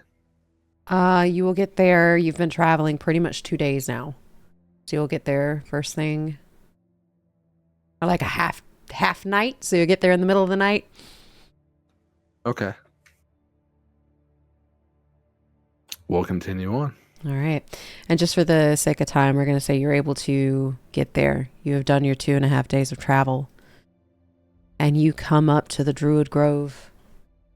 And it's just as you had left it. The bridge is broken. There is no bridge. But there is that water that's rushing underneath it. But there is no way to cross. How far across is the river? It is wide. About 100 or so feet. 100 or so feet. Can I tell? Can I examine it for a bit and see, is it the river? Is it the only barrier? Is there any other type of seal or anything stopping people from getting in? Roll me perception or arcana if you're looking for magic or... Specifically magic, because it's something I can't, normally see.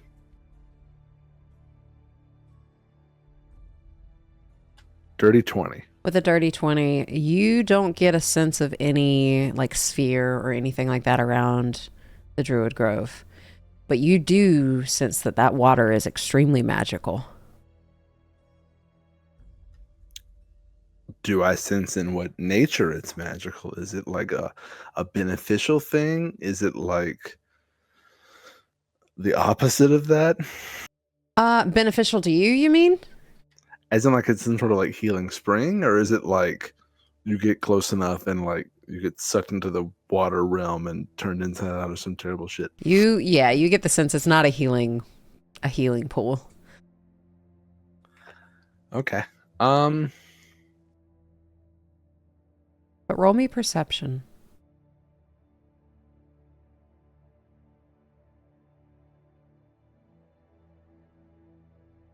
Okay, sorry, I was just reading something.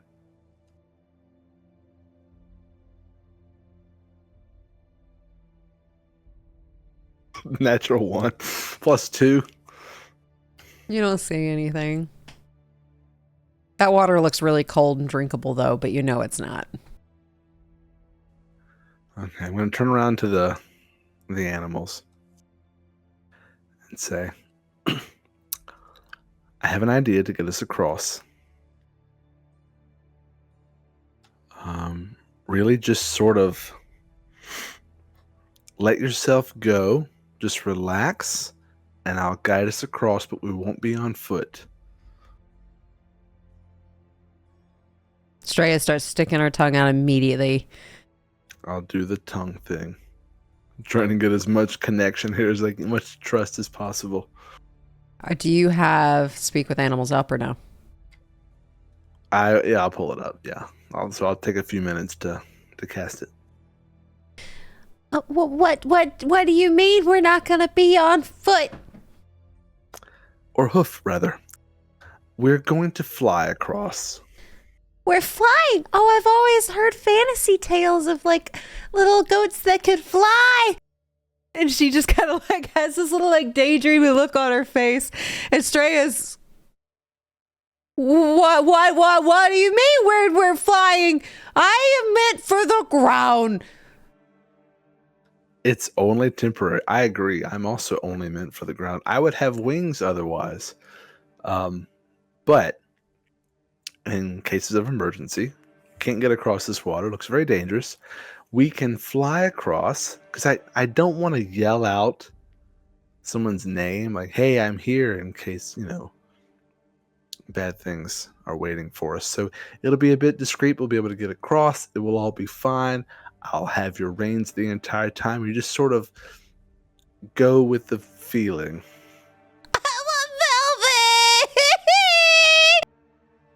Every step forward is one step closer to Velfie.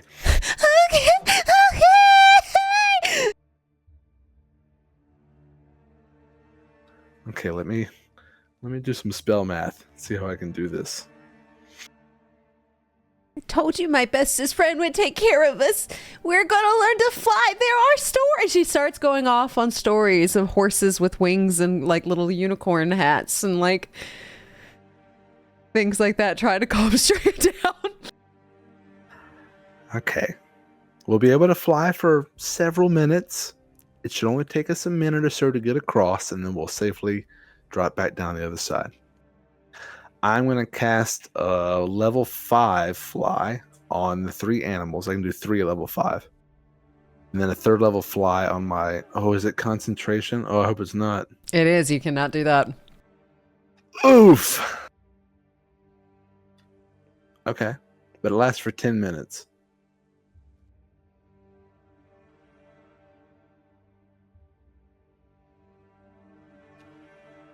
Okay.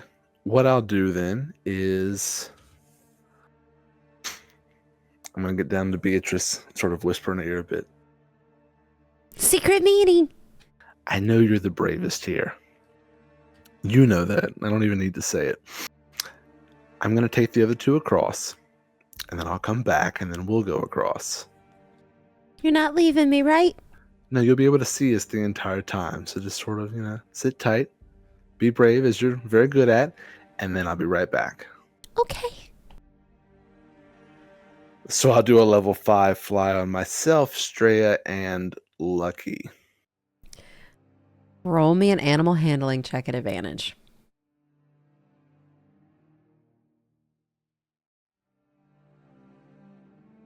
It's not a negative. That's good. 21. They look scared. Lucky just looks like he's had enough and just wants to be done. Streya looks very nervous, but they do follow you. So I cast it. We get 10 minutes. Movement speed is the same thing. Actually 60 feet, so it doubles it. So we should be able to make 100 feet in a few seconds, really. Yeah, it won't take you long. So I will take them across, make sure they're safe, at least 100 feet or so away from the water as well. I will fly back. Before you fly back, as you land and get the horses on the ground, you see a very familiar yellow tiefling on the ground, asleep. Because they know you're supposed to be coming. So you get the sense she fell asleep on duty.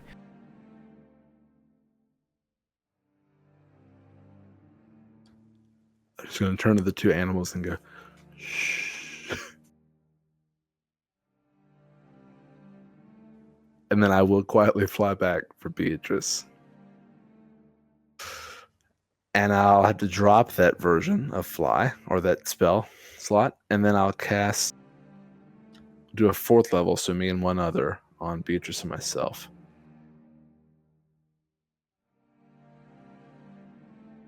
and do the same thing to take her across. Okay. I get to fly! And she just sounds like really cute as you are both fly across the river and are able to make it to the other side.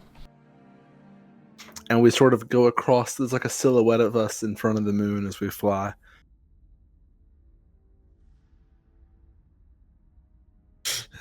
And then we land very quietly. And she has not stirred. She is out with a slight snore. And I'm just going to very quietly go up to Sunshine and kneel beside her and just place my hand on her shoulder and say, "Don't worry, I'll take the next watch." Okay, that sounds really nice. And and then she wakes up. Hi. How did you get across? How are you? Oh no! Do not tell him I fell asleep, because then I'm gonna get in trouble, and then I will never be trusted with anything again. And we don't want that, right? Either you fell asleep, or I am incredibly stealthy and cunning, and I prefer to believe the latter. Can't we just say that I did my job and got you across? Because that was kind of the whole point I was put here. Sure, yeah, we can say that. Tell the legend, not the story, right? Yeah. And she like shakes herself awake. And roll me a perception check. 15. With a 15, you notice the Druid Grove's a lot quieter than normal. I assume, do you know what's happened in Sydonea? Mm-hmm. Yeah, no, we're being moved out. Have you seen or felt any effects here? Nothing out of the ordinary. Has anyone else who doesn't live here tried to come to the Grove? Not yet. Not since the last time you were here.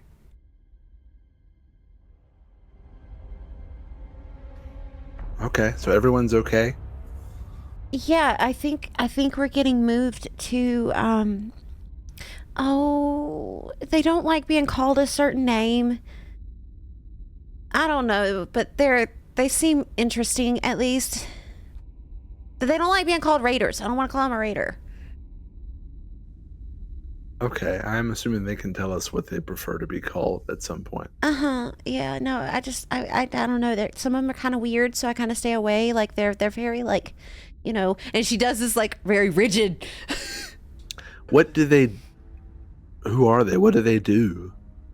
I think they're kind of like, at least from my understanding of what Golmac has said, they're kind of like a rebellion type thing. Rebellers, then. Rebellers. I like rebellers. Let's go with rebellers. Yeah, you just put ER at the end of what... I'm a professor. I profess. That's OR in that case. But, you know, common's a weird language. Then what am I? A garter. I'm a garter. Isn't that the thingy that goes around people's legs? With a D. And a U. Oh, okay. Cool. And at this time, roll me another perception check. 21. With a 21, and she also rolled an 18. Y'all all hear hoofbeats coming up the way that you just came. And you hear like this mewling noise From the other side of the river? from the other side of the river.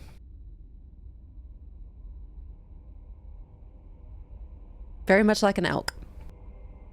Having speak with animals up, does it sound like a mewling noise or does it sound like common? With still having that up. Wait for me! Wait for me! My friend told me to be here! Wait for me! Wait for me! Wait for me! As he's just squealing. As he sees you both on the other side and the other animals on the other side, and he's just squealing like, please don't leave me. I was told to be here. I'm told to look for Professor Friedrich. I'm doing my job. Friend told me to be here. I think I know this creature coming at us. This is where I can actually do my job the way I was supposed to do it, and we can just omit the part where I forgot to get to you. And she puts her hands on the ground, and you see sunflowers start to pop up. And then over the crossing of this river is a bridge of sunflowers. And she has her hands deeply embedded in the ground. And it looks like friend was running and running and running and like slowed down like a skidding halt, is like there is no bridge there. And then he's just kind of waiting for the bridge to show up, and as soon as it hits an area to where he can jump to get to it, he jumps the leap and then books it after you. And he gets to you and he's super sweaty, he's huffy, he's puffy, kind of like that, like how horses sweat, just kind of like lathered. I made it! I made it! I made it! I made it! I made it! I made it! And he just sits. You did make it. We only just got here ourselves. You must have been really running. Friend told me to find you. And you have. Uh-huh. Great job. You can relax now. I think we're safe here. And that 10 minutes passes, and as he's saying you get that noise that like elks make that I can't quite make on my own.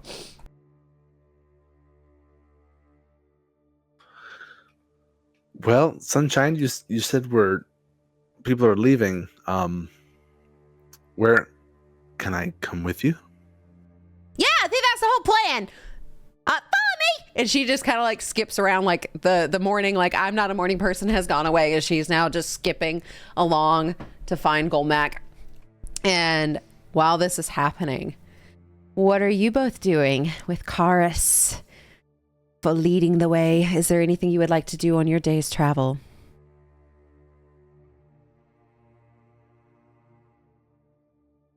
Just protect. Protect.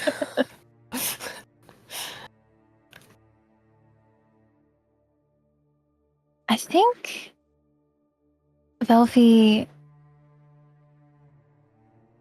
she might tug on Antier's arm a little bit, kind of speed him up so she can catch up with Karis. try not to fall, try not to fall, try not to fall, try not to fall. I'm picking up. And he keeps pace. But he does trip over You're a good. couple of tree roots. You could just maybe a little higher steps. High knees. All right, I got it. And he starts lifting his legs up No, a little too no. far. No. Velfie, I can't see. I know. Just be careful. You haven't led me into anything yet, so we're doing okay. Yeah. No, we're doing good. We're doing good. And she comes up next to Karis. And he looks at her. Hi. He just kind of gives like that dad like chuckle, like that. I was thinking about it last night when you said Mom was. How did it happen? That smile fades.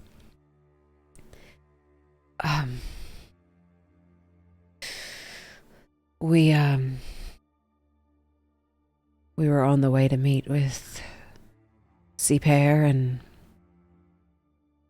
fortunately both of us got bit. And he kind of like shrugs his arm. Oh. Your mom had the bright idea to cut it off.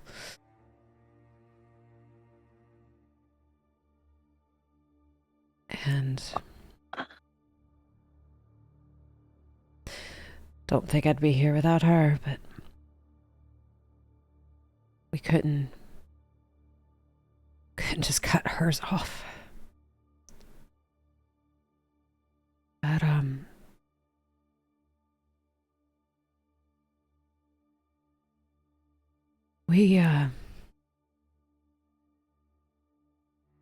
And he just pauses.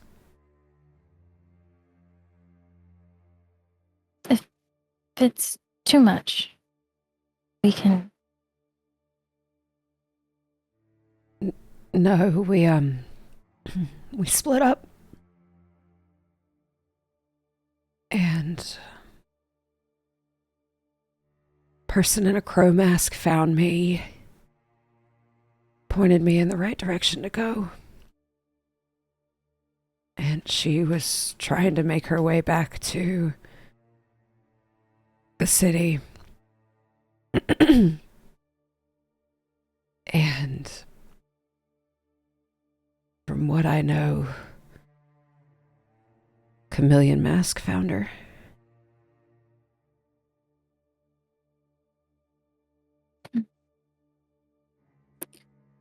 Well, I don't know if this will do anything, but Chameleon is dead. He perks up a little bit. It's really good to hear. Burned to a crisp. It's what she deserves. She'll, with her free hand, just kind of take her dad's, squeeze it.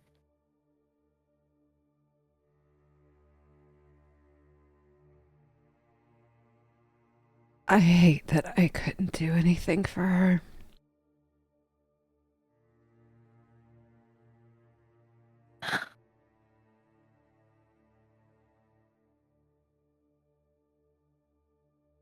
Sacrifice isn't easy.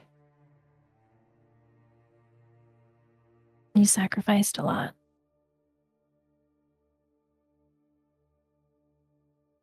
But we still have each other.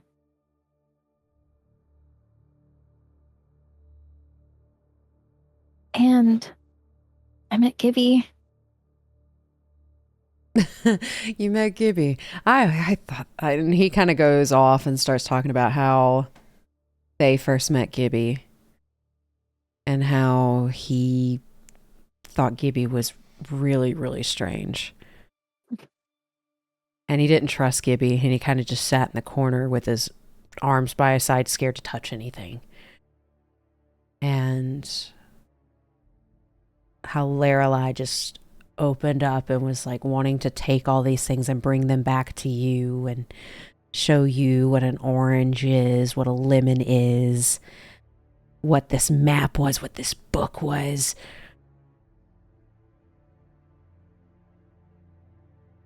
Yeah, he gave me her concertina. He has a very far off look on his face, and a smile graces his features. She wanted to make sure you got it.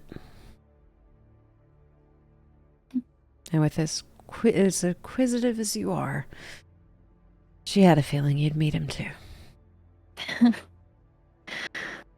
Yeah, it's quite a sight. I did learn what a lemon was.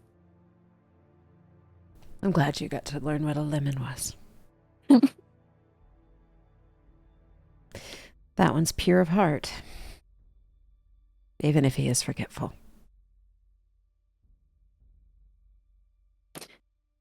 Pure of heart. Mm-hmm. She's gonna, like, a recognition crosses her face. And then she'll just kind of look forward. And he just kind of goes into talking more about Lorelei and like everything that happened at Gibby's, and just kind of like going into his own little memory stash and pulling out some happy memories of her as you two continue walking. And it's almost like he pays Antir no mind as Antir is tripping over things, and he just kind of glances at him every once in a while with like this just look. He's doing his best, Dad. He's blindfolded. Well, maybe he should learn to walk a little better. It's almost like a childish remark as he just kind of glares at him every once in a while. I can still hear.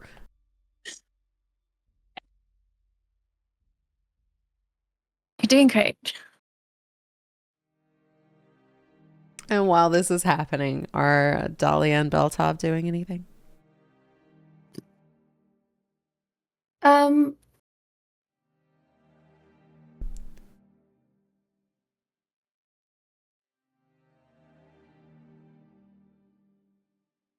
don't think so. She'll debate taking off the necklace. But I think she'll leave it on because she thought that originally was what turned her grandmother into the cleric beast. But now knowing everything, she's kind of figuring that that's probably not the case. So she'll probably leave it on. Still apprehensive of it. And it's just very cold to the touch, but almost like a comforting cold. Like a cold breeze on a really hot day type of comfort. So like tucked in her, like hidden. Beltov will give her hand little squeezes as they continue walking, and you all are able to set up camp for this evening. Is there anything you'd like to do at camp, or do we want to get through day 2? I'd want to go over to Velfie. And I'm just curious, do you still have the crystals?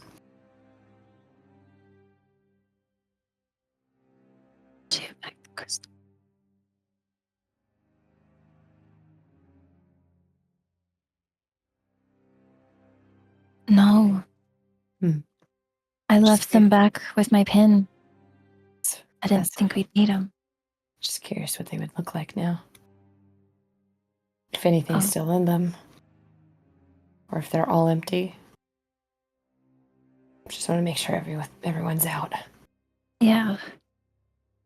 And I don't know how that would impact the crystals at all with the big one being gone. But yeah, no, I didn't take mine.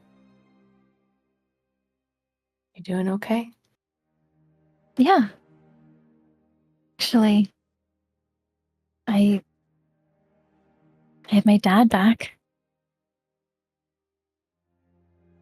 And he does not like Antir. Well, I didn't for a while there, but it got better. So. I know he'll like him once he... It's a hard thing to overcome. I understand that. But we'll get there. Yeah. How's Beltov? Masking, I think. But I think he'll be okay. Hopefully. Yeah, it was a sight to see.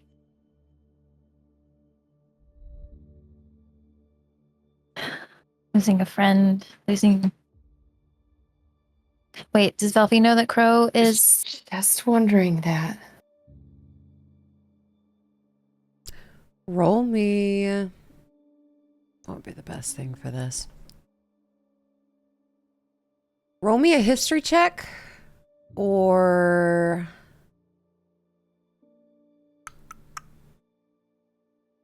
a perception check. I'll let you choose.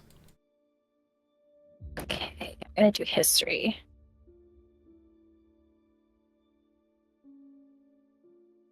25.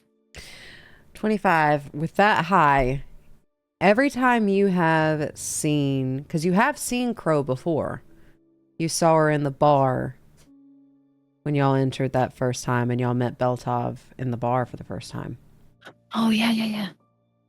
And she looks like a spitting image of Beltov.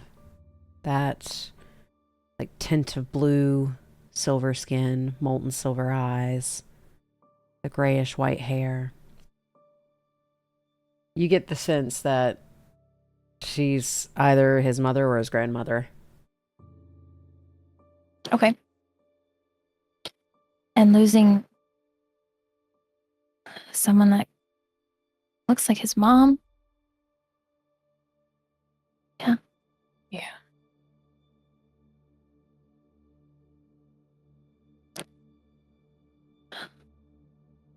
How do they know? Like who?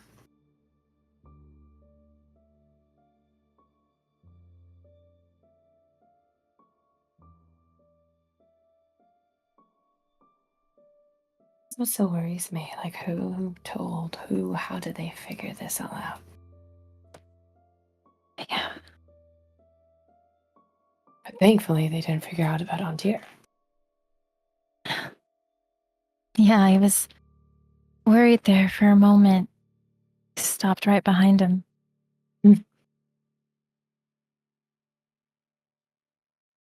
But he got out. Yeah.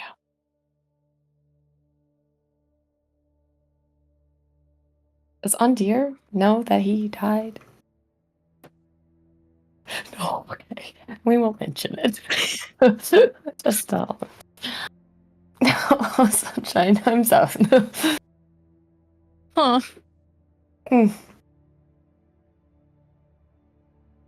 Okay.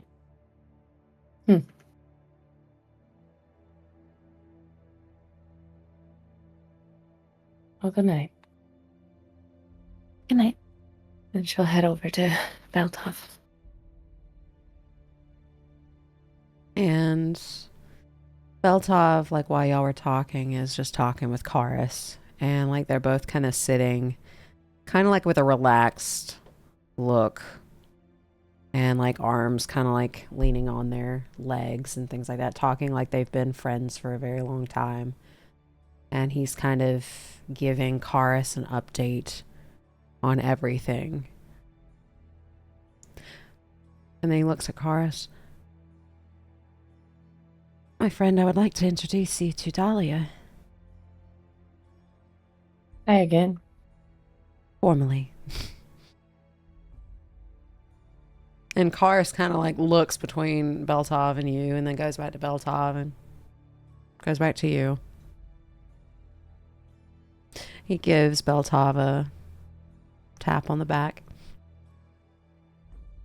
Glad you found somebody that makes you happy. He gets up and he walks by and he very gently taps Dahlia on her shoulder. And then leaves the two of you so you can talk. Okay. Thank you. She'll sit down and do their little arm thing. What did you sign to me the last night when I went out? Something I didn't know. Had this smirk. And he just kind of like laughs. And he shows her the sign.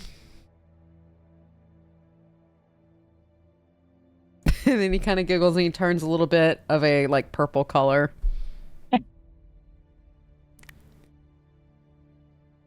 I really want to kiss you.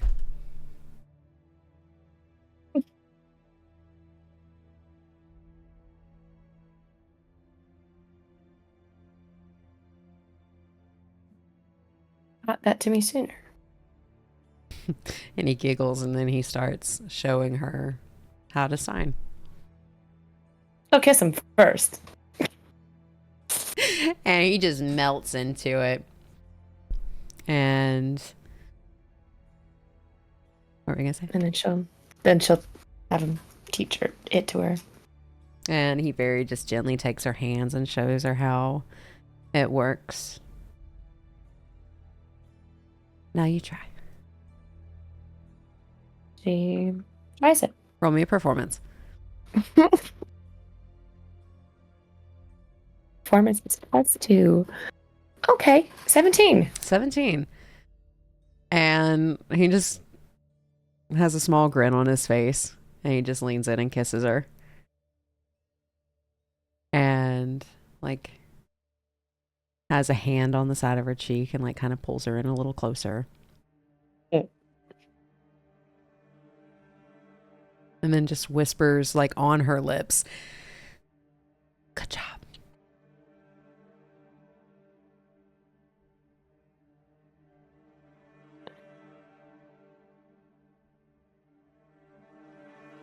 He doesn't know what to say.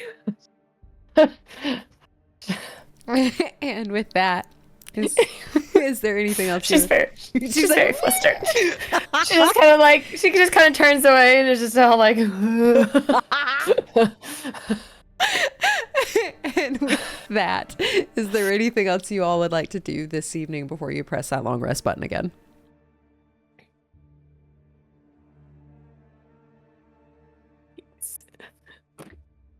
I think Velpy's just kind of hanging out with Antir. Is he still blindfolded? He is sitting there blindfolded as he has not seen the sunlight in a day now, and he's just got a little grin on his face. He's acting like he's looking somewhere, and he's got like his head like directly at a tree.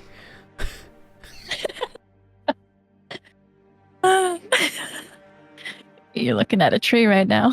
I thought I was looking at you, and he turns around to where you are. He's just got a little grin. He doesn't know exactly where she is, so he's looking like in her direction, but not in her direction type situation. She's gonna grab his face and like put it towards hers, and then she's gonna kiss him. And he just kind of grins into it. Is this in one of those books?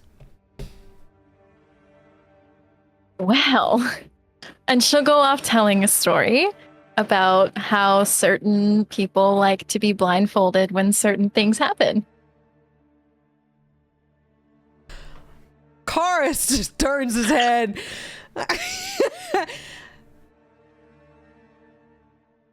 And he looks at Calandra, and they just kind of look at each other for a second as you two are having this conversation in camp, and both parents are there.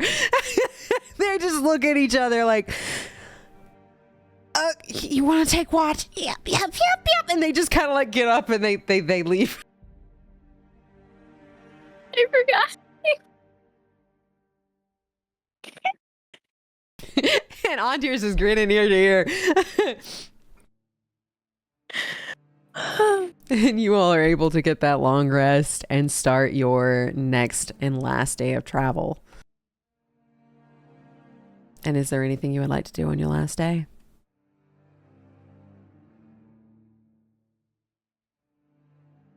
I think Velpy might walk up to her dad again. And she'll just ask, "Did you know when you left you weren't coming back?" My plan was to scope out the place first and then come get you. Okay.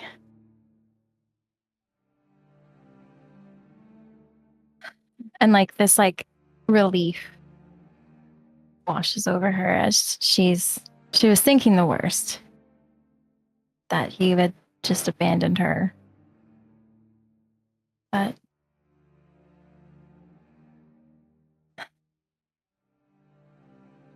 thank you for coming back. Theoretically. Been trying to for a very long time. I believe it. I wouldn't leave you there. And I hated every minute that you were in there and I couldn't get in.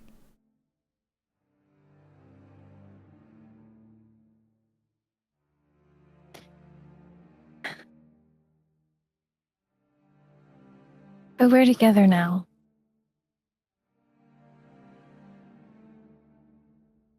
That's all I could ask for. And I hope it stays that way. It will. And he's just gonna ruffle her hair. Da-da-da.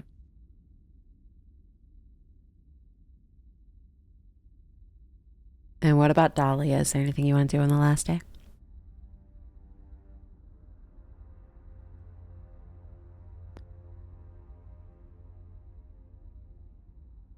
Don't know.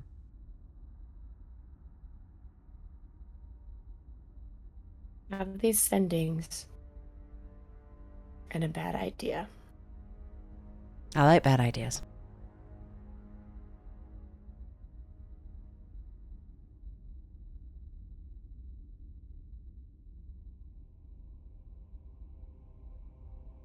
Don't know what I would say yet. Because I'm thinking of doing ascending to alpha.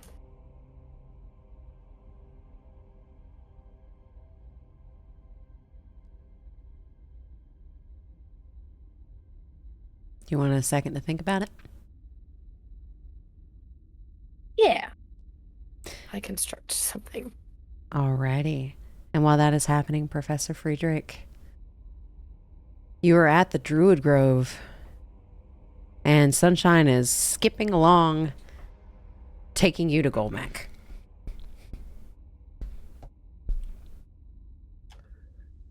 Do you know by what means we'll be traveling? Tree! Oh. Yes, I recall that. I was stumped for a bit. Oh my god. I got it! You should have been a druid. I'm more of a city person, I guess. Grew up in the city. That's all I've ever really known. Sometimes it's nice to get a new perspective. Somebody told me that once. Wise person. Very wise. Yeah, I don't know where they went. Hope they're okay, though.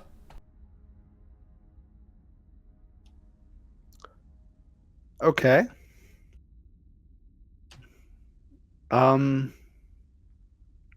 So we're all traveling by tree, and we're going to this camp of people who all we know is they don't like to be called raiders. Mm-hmm. So we'll just sort of be very quiet until they introduce themselves, I guess. Well, I did meet a person named Gully once. She was real nice. Where did you meet Gully? I met her at a druid party once. Very timid little thing. Really likes her crossbow. I didn't understand that. Interesting. I mean, you do throw very good parties here. Yeah, Golmac invited her. How's Golmac? Oh, he's good. You're about to see him. And she points, and you see the old Furbolg, but he doesn't seem like his usual relaxed self anymore. Very much always on edge, looking out.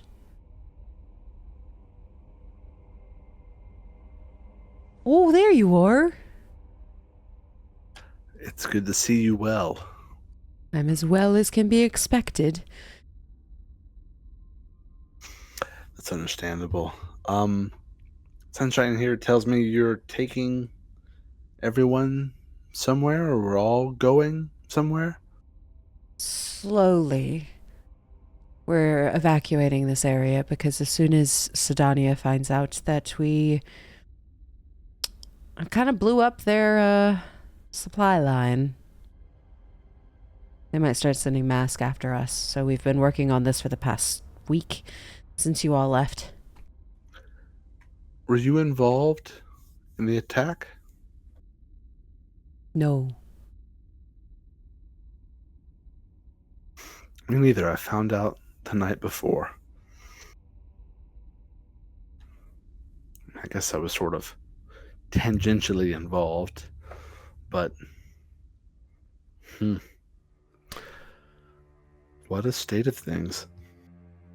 I knew something was going to happen, but I didn't quite know what. Something did. This was the safest place I could think of. in a hurry. Well, you're always safe here with us. I really appreciate it. So what's the timeline we're looking at here? Are we moving soon? Are we waiting for something? I am ready when you are. But if you would like to take a night's rest and get everything settled, we don't have to go right now. We can go in the morning or go tomorrow evening. I wouldn't turn down the opportunity to rest without waiting any further tomorrow. As soon as, I mean, do you think the grove is compromised? Are you expecting whatever's left of the order to be here soon? We typically have at least 2 weeks between shipments. So if we're lucky, we still have 2.5, 3 weeks. If we're not lucky, we have 1. But we're trying to move everything within the next week. But that's under normal circumstances, not when the city's just been attacked. Well, that's normal circumstances is all I know.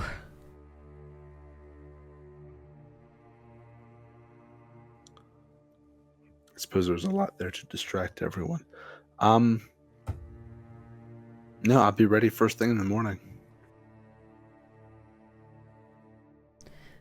My house is always open to you.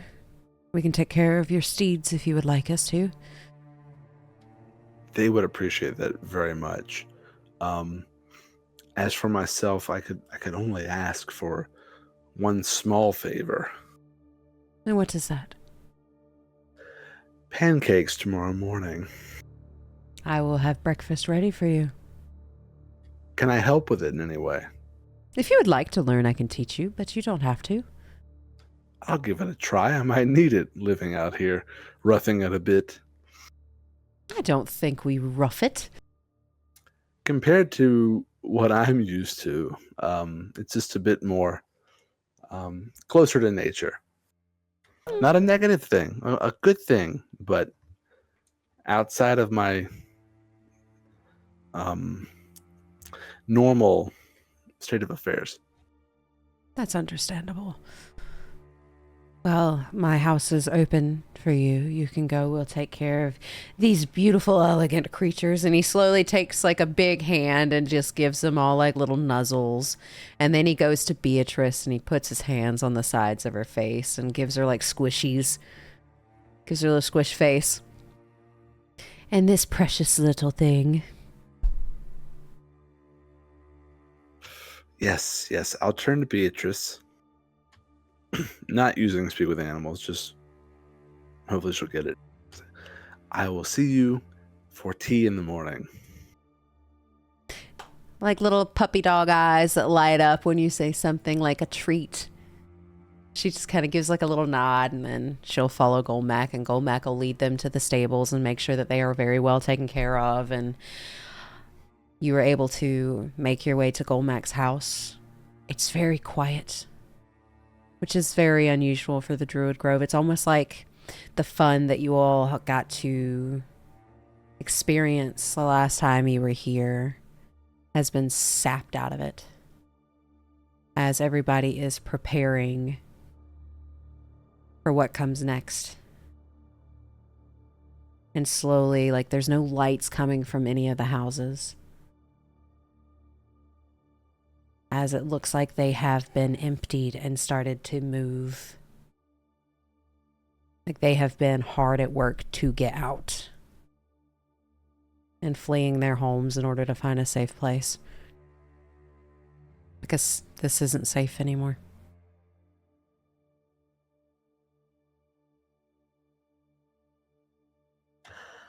I'll take Golmac up on his offer and go find a place to sleep. You're able to find your, like the bed that you've been sleeping in at Golmac's every time you've been here. He has not touched Castle Together. He has left that up. And almost like he is kind of like if something falls over, he picks it up and puts it back. And the living room is now Castle Together. He has just left that be. I'll drag some pillows over to it and I'll sleep in Castle Together tonight. And it's very cozy, very warm.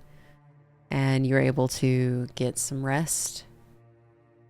And the next morning, you smell pancakes. And you hear a voice from the kitchen. I'm ready to teach if you're ready to learn. I'm ready. Thank you. And he goes through the process of teaching you how to make these pancakes, and it's quite simple. However, you make pancake mix from scratch, and he's able to produce good berries, and he shows you how that is cast and things like that, and shows you how it's made. Roll me a nature or survival check to see how much of this information you can retain. Nature, please. Oh, goodness. 9. You feel like you've got it, and then it's just kind of like as soon as he says it, it goes out the other ear, kind of like, ooh, too much overload. I've had too much, and it just kind of goes out one ear, and then he looks at you and then notices like it's not quite sticking, and he pulls out like this little piece of parchment and starts writing on it and hands you the recipe. I am a better reader than listener, yes. Thank you. But it's been helpful to see a live demonstration. Well, you are very welcome. I hope you're able to make these for someone someday. I used to make these for my wife.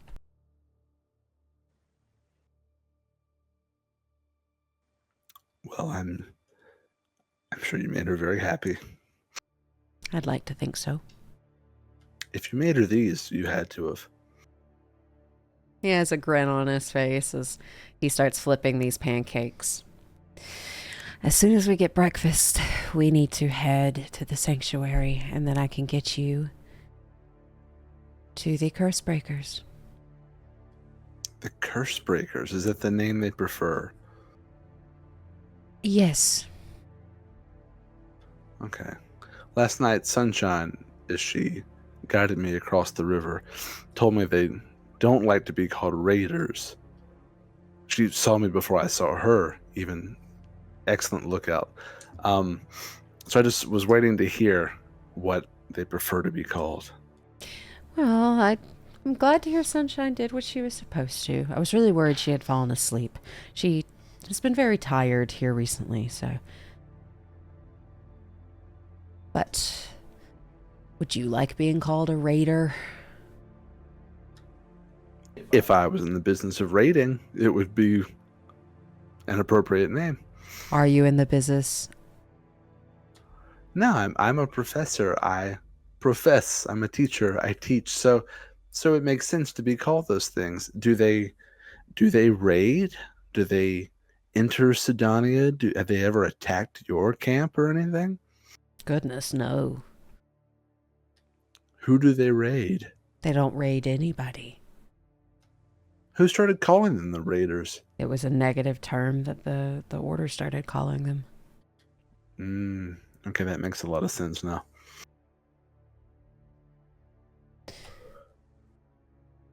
Yeah. But if... And he pauses for a second. He asks the same question Sunshine did. Then what am I? A leader.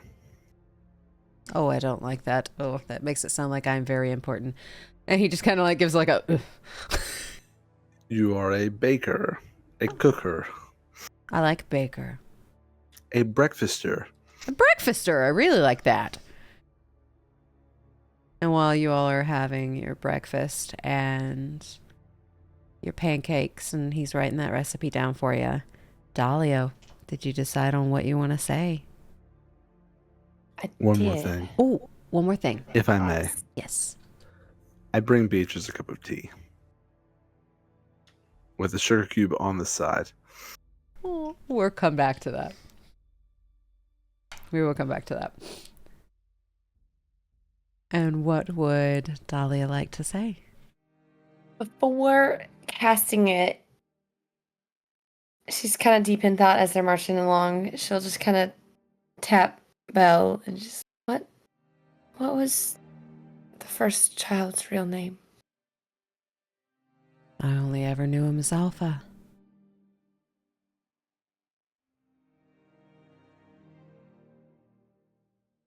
Okay.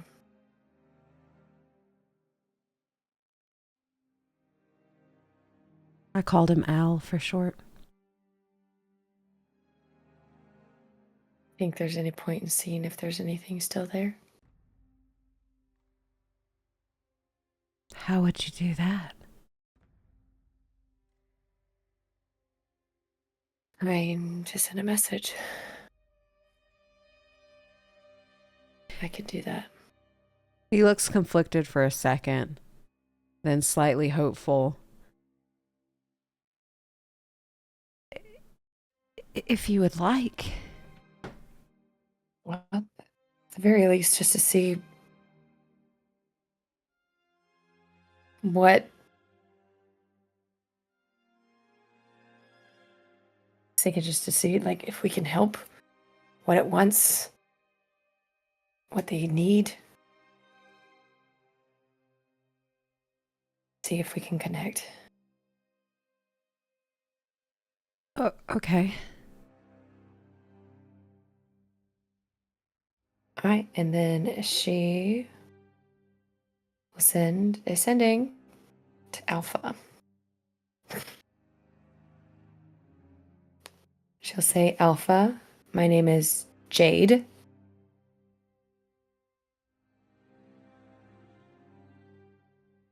Here to help. How can I help you? What do you want? What do you need?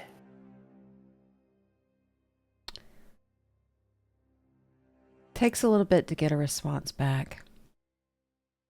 But the first thing is an overwhelming sound, very similar to those creatures that came out of Belle's back, and that voice just screams. But then, and almost like a childlike voice. Jade is pretty. And then it goes back to screaming.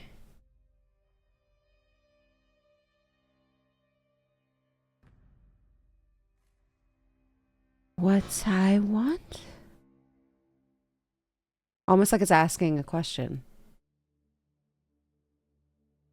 What do I want? And that's all you get.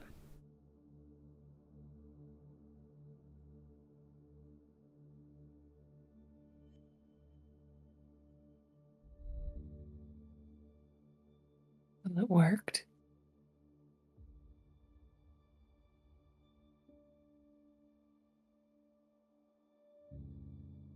But it's a lot of screaming. He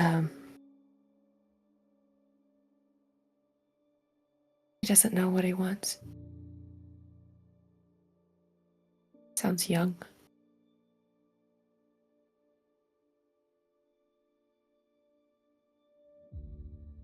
When you say he sounds young, it looks like Beltov's confused.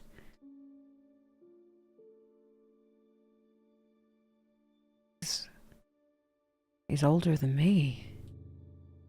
He sounds young.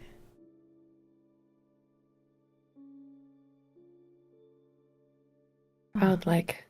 That's how you described it, childlike? Mm-hmm. Yeah, very childlike. And it's almost kind of like an inner child versus what he is now. And would she be able to deduce that? I think so. Well, actually, let's roll for it. Roll me insight. All right. Make it fair. How's a natty 20? Yeah, you got it. It's like Or 27. 27. Shit. Yeah, so it's almost like inner child and what it is now have almost split. Is kind of the sense you get it. Like it has torn itself apart. Like did I hit like its innermost essence? Yeah, you get the idea that like you got both.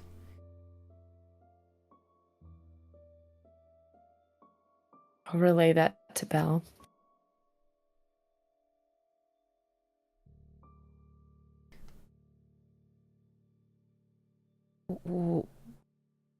What do we do? I don't know, but it's a connection, at least. That's hopeful. It's not just empty void. It's a connection. There's something still there. And if there's something still there, maybe we could. There's a possibility of saving him.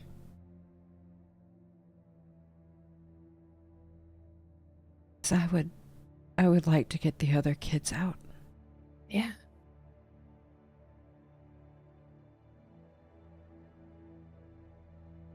And he's got like this look of determination on his face. Of that, like, that's a new goal. Like, I can get them out. There's a chance. Yeah. Okay.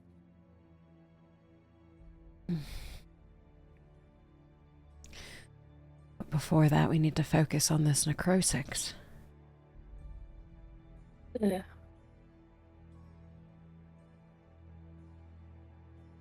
I don't. Why? Because I promised. Yeah. I didn't use it at all. I could just take it off and we could just ignore it again. We've got other things to deal with. But it's important to you too. Don't know what it is. Then let's find out.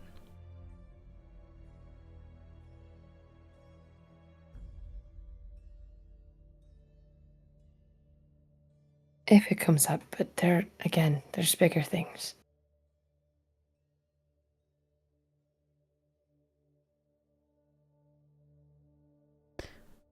We can work on them at the same time.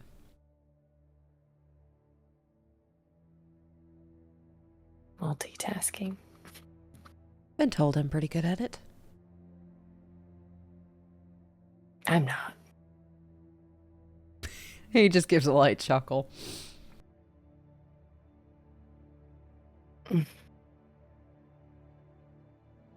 She'll pull out the necklace for him to look at. She wants to be very, like, upfront and forward with Belle. He takes it in his hands and he just looks it over, and you get the sense he has no idea what it is. But he's able to, and you can see the gears almost clicking as he commits it to memory what this thing looks like. And he runs his hand over the metal. Just feels normal to me. Doesn't feel cold. Feels like you've been wearing it, so it's got a slight warmth to it. Feels cold to me. And I also saw him when I put it on. What does he look like? Skeleton, like that.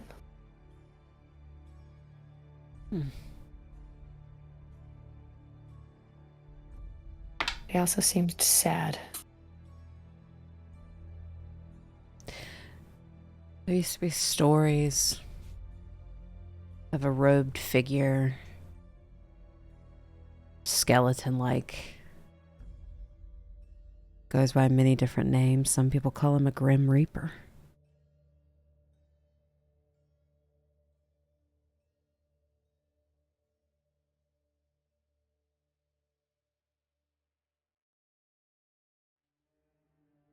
That seemed connected to death.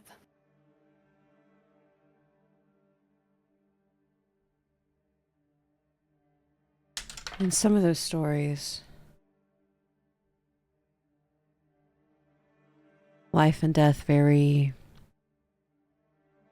much intertwined.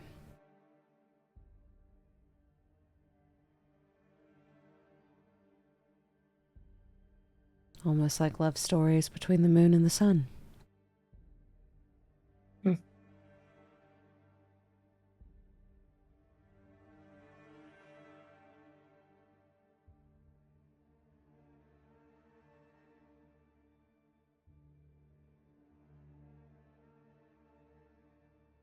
I'll run her thumb over it. Tuck it away again. And it is very cold.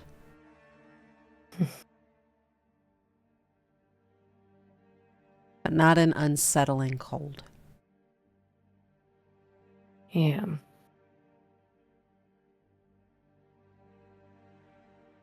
It's weird. Intriguing. And as you all are traveling, night starts to fall.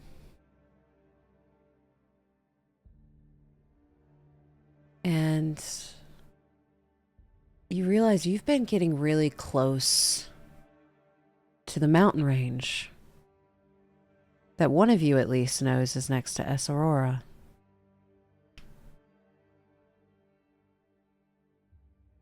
It's very dense in this area. Can't see much of anything other than thorns and brush and trees that have branches that seem like they reach out towards you, and you can almost hear the trees groaning as you all are making your way. Not much sunlight gets through here, even though the sun is setting and there should be alpenglow on the mountains. Can't really see it. It's dark. Karis is very confident in how he is leading. Beltov seems completely unfazed. Calandra is just kind of looking around. Like, typically when things get this dark and this dense, it's not a good sign. But Karis leads the way confidently, and it's almost as if the brush and the thorns move out of the way for him as he makes his way and slowly reveals a small, unassuming wooden door. It's covered in vines and overgrowth, but Karis puts his hand on the door and says, "Astralis." You hear multiple clicks, and the door slowly creaks open as Karis walks inside. Do you all follow? If Belle does. Probably one of the last ones, though.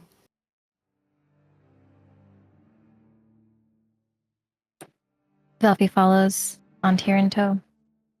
Nontier tries not to trip on anything as it is very dense here, but Calandra will follow after Belfi and Nontier. And Belle will give Dahlia's hand a light squeeze and go through the door as well. Completely unfazed. And before you all get to see what's in that room, Professor Friedrich, you are on your way to go give Beatrice a cup of tea.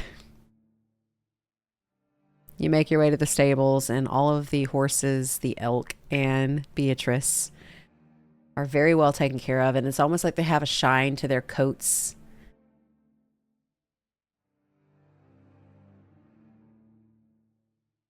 Good morning. I gotta speak with animals. It took about 10 minutes. I go, hold on. I won't let your tea get cold. Good morning, good morning. Is that what I think it is? It is. How do you take your tea? I just like it plain. No sugar, Well, I like sugar cubes. but not in the tea. I've never had sugar in my tea. It sort of enlivens it a bit, sort of wakes it up. Ooh. Doesn't really taste like sugar. It just makes the flavor of the tea stronger. My last friend used to like to put honey in hers. Yeah? Mm-hmm. I like honey in my tea as well. Oh, How long have I owned Beatrice? You have Or- owned Beatrice since she was a baby. Okay. Would you like me to go get you some honey? I'm sure they have it here. I want to try the sugar. Yeah, they're different. Sugar sort of makes the tea taste more like itself, and honey has its own flavor it adds to it.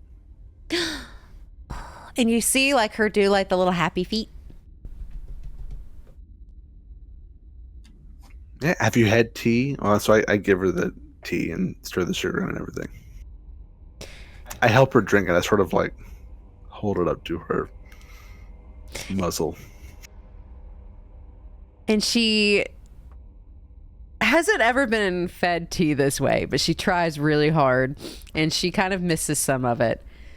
But she's really, really excited. And afterwards, That was nice. When's the last time you had tea? Well, and you can see like her eyes are kind of calculating. How long have you had Beatrice? I want to say a while, like longer than a goat normally lives. Like 15 years or something. 17 years ago?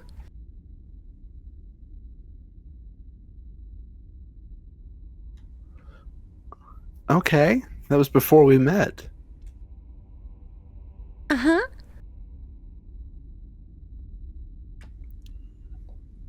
I don't know if you want to get into it. I'm just curious. What did you and your friend do back then? She was a wizard too. And you were a goat? Uh-huh. Okay. Interesting. What happened to your friend? She gets a little somber. I hope I didn't dampen them. I'm just curious. We've never talked like this before. I don't know what happened. I don't know.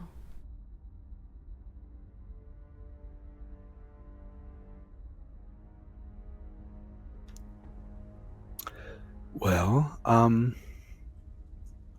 how is it with the sugar in it? It is so good. Good deal. We'll do honey next time and you can compare. Because it sounds like it's been a while since you've had it. It has been a while. I'll see if Golmac has honey. It's probably a lot better than anything we've had before. Ooh. So we're going to be traveling through a tree today. We're tree traveling again. Yes. It's also been a while on that. So, it should go well. We'll see where we end up. I don't know where we're going. But I think the others will be there, so you can help reunite Straya and Lucky and Friend. Straya misses Velfie. I think Velfie is Straya's bestest friend, like you were my bestest friend. Yeah, I sort of got that impression. Very codependent, it seems. Mm-hmm. And Friend has talked a lot about his friend too. Yes, I imagine so. Hopefully he's caught his breath by now. He slept a lot last night. That's good. That's good. I feel like he and I have a little something in common somewhere. Not sure what it is. You have a friend. Yes, that. And Lucky? Lucky's quiet. Lucky's always been quiet. I think Lucky is excited to have a day of rest. That makes sense. Well, I would say ready yourselves because I think we'll be leaving soon, but I'll let you know. Okay. Well, I am ready. I guess I'll go ahead and take them out of the stables then. And they follow you. as they have been doing for the past few days. And I'll just be walking around the Druid Grove, like leading 4 animals now. And it is not uncommon since you are in a Druid Grove. And friend is like stuck to you like glue, as his friend told him to find Friedrich, and he now has you in his sights, and he is not moving. He's like right next to you, and he's just kind of like keeping his eyes out and everything, and his big antlers sometimes hit you every once in a while. But as you're walking, you do see Golmac. I wonder where you went to. I went for a cup of tea. It's a morning routine. It's good to keep routine going even when things have been upheaved like this. Gives a sign of normalcy. Yes, something familiar. Something familiar. Well, if you are ready, I am ready. Absolutely, I am. All right, let's go. And he starts to lead you to where he has made this protective, like wooden ball sphere that you all have seen when you went and found Kara that one time after you had that big battle at the Druid farm. And he puts his hand on it and says, Elnora. And sunshine just opens up. And it's a big doorway enough for you and all the animals to go through. Is anyone coming with me? I am. Oh, okay. Are we the last ones? No, I am taking you there and then coming back and... Oh, okay. Can I help with any of that? We have it taken care of. You've had a very long few days, and I think it might be nice for you and your friends to be regrouped after being split apart for so long. Yeah, I'm actually glad to hear you say that, because I have no idea how I would help. I just wanted to be polite. I appreciate you asking. You have a good soul and a pure heart. Yeah. Thank you. I'm gonna walk through the tree with the animals. And as you walk through, it's not the tree yet. You go into this... Oh, sorry, the big sunshine thing. Sunshine, like ball of woods and things of that nature. And you go into an area that just seems very green and very vibrant. And you see this giant tree in the center with pews all around it and a carving of a woman that they worship named Rosanna. And I would know that name. It's quite literally Mother Nature.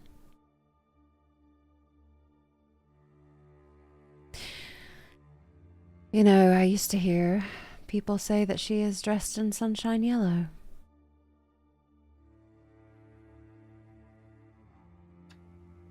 Really now? Yellow. I guess yellow goes with sunshine.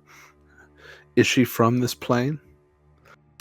Well, she is Mother Nature, so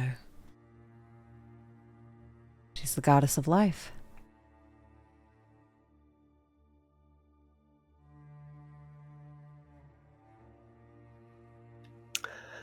Well, what do we do now? Well, now, roll me a perception check.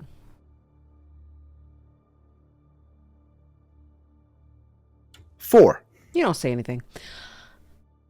As F8. Kidding, sorry. as he presses a hand to almost like Drasana's head and says something in a language you do not understand. And the tree just opens up. After you. Okay. And I stroll through. You stroll through and you are in this really dense forest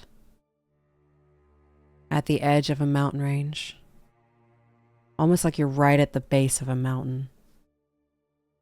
And you take the animals, go through that doorway, and Golmack follows behind with the tree closing behind him. And he walks like he knows exactly where he's going. And it's almost like the trees in this area move out of the way for him. And the brush moves out of the way as you come to a very unassuming wooden door. He's leading now, right? He is leading now. And he looks back at you. If you leave them out here, Gully will come and collect them and make sure that they are safe. Take them through the back way, where this door isn't quite big enough for them. Will she be here soon? Is it safe? Here is safe. They will be perfectly fine right here. Okay, I won't make him sit there for 10 minutes while I cast Speak with Animals, so I'll just sort of scratch Beatrice behind the ears and we'll head on through the door or follow him. Alrighty. And once you go through the door, you're the first one here. As everyone else got here at night. You walk through this door. It's tiny. It's very tiny. And there's a small ball of light on the right-hand side that offers you some light and some warmth as there's a slight chill in the air today. And then there's another small door directly in front of you. I will take my leave. I have to go back to the Druid farm. But if you would wait here, they will be with you momentarily. Do I need to say anything? Is there a passcode? Is there a hand signal? Anything? And he looks around. No hand signal. Or anything you need to say. But I am very certain Karis will be here soon. And who's Karis? Karis is with the rest of your friends. And he is coming here as well. Okay. Okay, well, I wish you the best. Thank you. Of course. And he gives you a little pat on your head. And he just slowly, old man, waddles out. And it's been a few hours since you've been here. And the sun is starting to set. And you hear that door open. And Professor Friedrich, you see a pink tiefling come through. And then you see Velfi. Then you see Antir, Kalandra, Beltov, and Dahlia.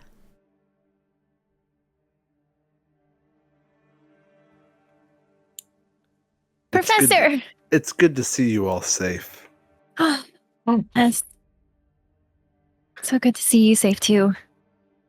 I appreciate you letting me know as well. I'd be wandering in the woods otherwise. Well, you had the plan to get to the castle, so not wandering. Well, yeah, we did eventually make it. Did everyone make it out? Ruin did, but then he went his own way. We don't know where he went. He made it out and just left? Yeah. A lot has happened in the past week.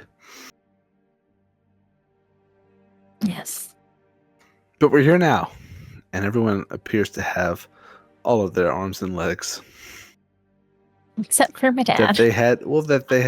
This is a terrible introduction. Hello. He's just waving. Very stiff, With like the metal arm? Yeah, with the metal arm. I'm assuming you've had that arm longer than the past few days. Last time I checked. Okay. My name is Professor Friedrich Edler, it's a pleasure to meet you. I don't believe we know each other.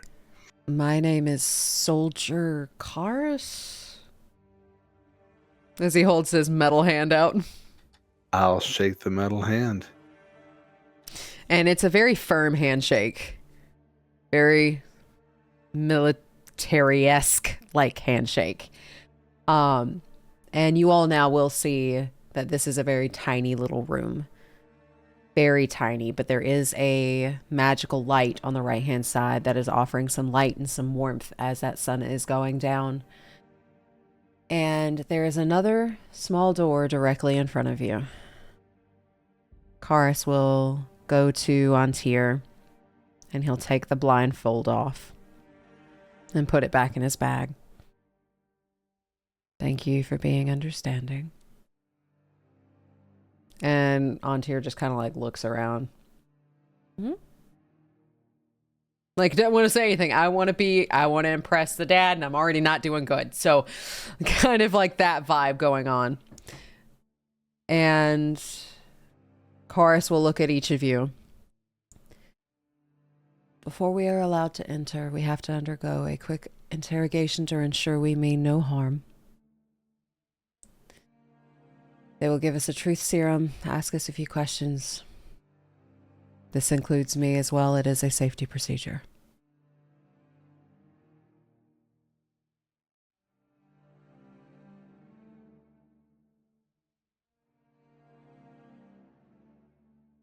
Do you have any questions?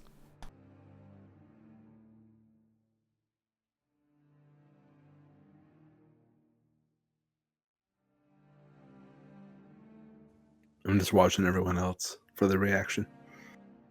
Belfie's glancing over at Antir. And seeing that you were glancing over at Antir, Karis will straighten up. We put this in place so people with his skills could not sneak in.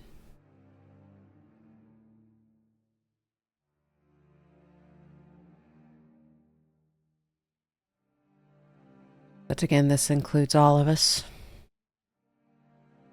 And I will see you all on the other side. He goes through that tiny door and closes it behind him. Velva, you said that's your father? Yeah. It's my dad. What a small world. Yes, well, I thought he was dead for the past 2 years. Well, maybe it's a bit of a positive to come out of everything that's happened. Are you getting on well, or is it? Yeah, no, Okay, that's good. we worked through that. It's just still kind of surreal. But that is my dad. I didn't mean to make a comment about his arm. But if I'm competing with Antir for first impressions, I'm sure I'm doing okay. Antir just looks at you, like with a ghast look on his face. I'm just gonna look back with a look of like, yeah, but come on. Dahlia's just gonna lean into Belle. It's like, is he gonna cast friends, do you think? Do I hear that? She's not being quiet about it. I'll just turn and say, I don't have it prepared today. And Belle just kind of drapes his arms around Dahlia as she leans back and just puts a chin on her head. So it's just me then. Well, we're already friends. It was almost like a premonition.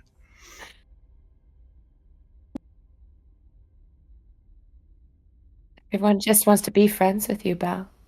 I am pretty friendly. And Calandra's just standing towards the back with her little hands clasped, just staring at Professor Friedrich. I'm gonna go up to her. You were incredible at the ball. So it wasn't a bad first date? It was a very good first date. The circumstances were terrible, but I think we made the best of it. I think we made the best of it too, and I would like to go on another one if you have me, but I don't want to do that again. No, we'll find something else, but I like you a lot. You're as some of my younger students would say, you're very fly. Well, I can fly. That was my attempt at humor, given the tension in the room right now. I'm glad to see it's not lost on anyone. It's good to see you safe. And when you say it's good to see you safe, she just very slowly, like, wraps her arms around Professor Friedrich and just gives him a hug. I'll hug her back. Velfie's gonna whisper to Andir, "Do you hear that? Your mom's super fly." I think we're even outgrowing that one.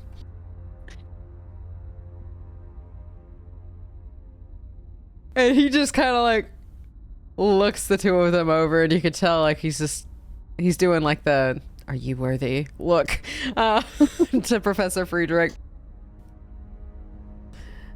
And then you all hear a tap. And Dahlia will feel Belle straighten up. Who wishes to go next?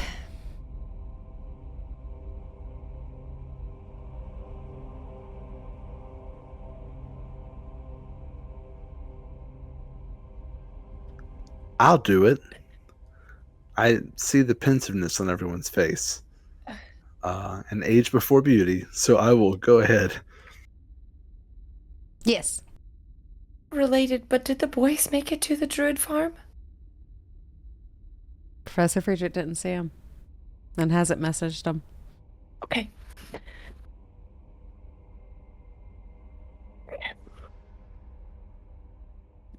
And with that, I will see you all in a bit.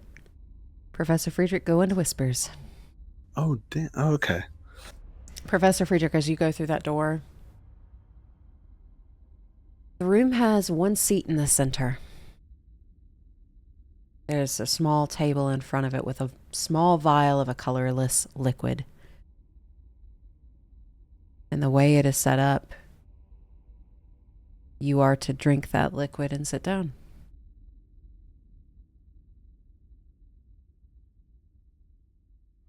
Can I give it a check? Go for it. What do you want to roll? What are you looking for?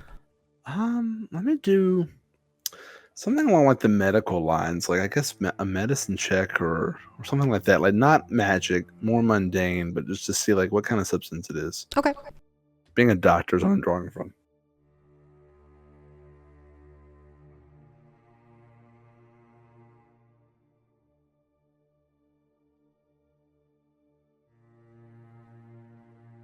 $18. With an 18, it is colorless. And Karis told you it's a truth serum. Does it smell like anything? Has no scent. Is there anyone else in the room? The room has black glass in front of you where you can see your reflection, and there are rows and columns of tiny holes in it, but you cannot see through to who is behind the glass.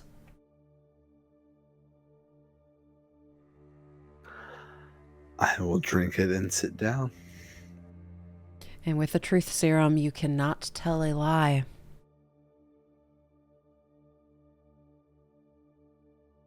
And as you sit down, a feminine voice comes through the room. What is your name? Friedrich Edler? What is your purpose here? I have fled Sydonea and my post in the Order of Narvosc.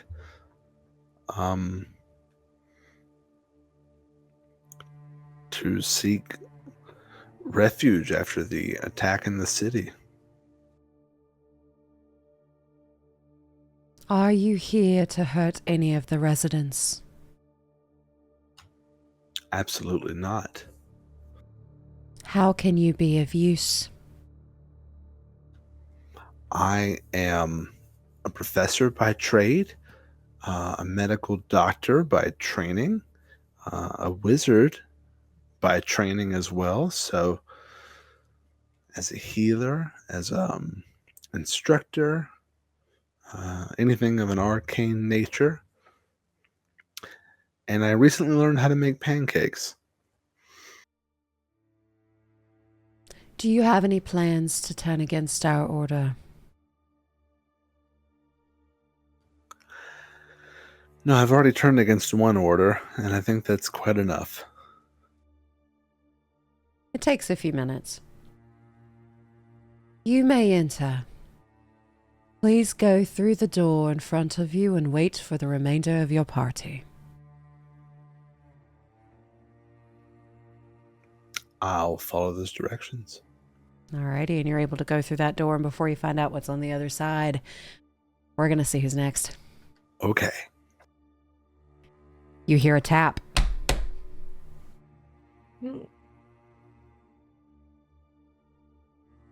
Well, I guess there's no time like the present. So,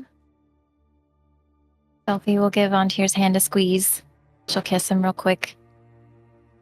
And then, And when you give his hand a squeeze, like you can feel his hand shaking, and he goes to kiss you, and like he doesn't want you to go, but he realizes you have to go, and he just kind of sits back, and you can tell he's nervous. everything will be all right. Fine. Okay. See you on the other side. See you on the other side. Yeah. Alrighty, and if And- you would, go to Whispers. So you walk through this door, and this room has one seat in the center with a small table in front of it, with a small vial of colorless liquid. What do you do? Kind of timidly, Belfie will walk to the chair and the vial. And she'll sit down, kind of look around, see if there's any sort of instructions. When you came in here right before Karis went in, he said you will be given a truth serum. And as you're looking around, in front of you there is a black glass where you can see your reflection in it. And it has tiny rows and columns of tiny little holes, but you cannot see who is behind that glass. Okay. Well, Belfie will take the bottle of the colorless liquid and she will drink it. And with these questions, as you drink that truth serum, you cannot tell a lie. What is your name? Belfie Alwyn. What is your purpose here?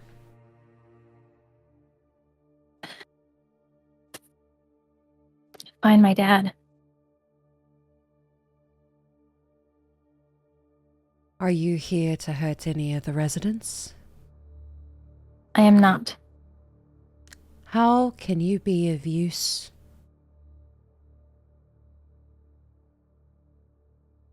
I can lift spirits.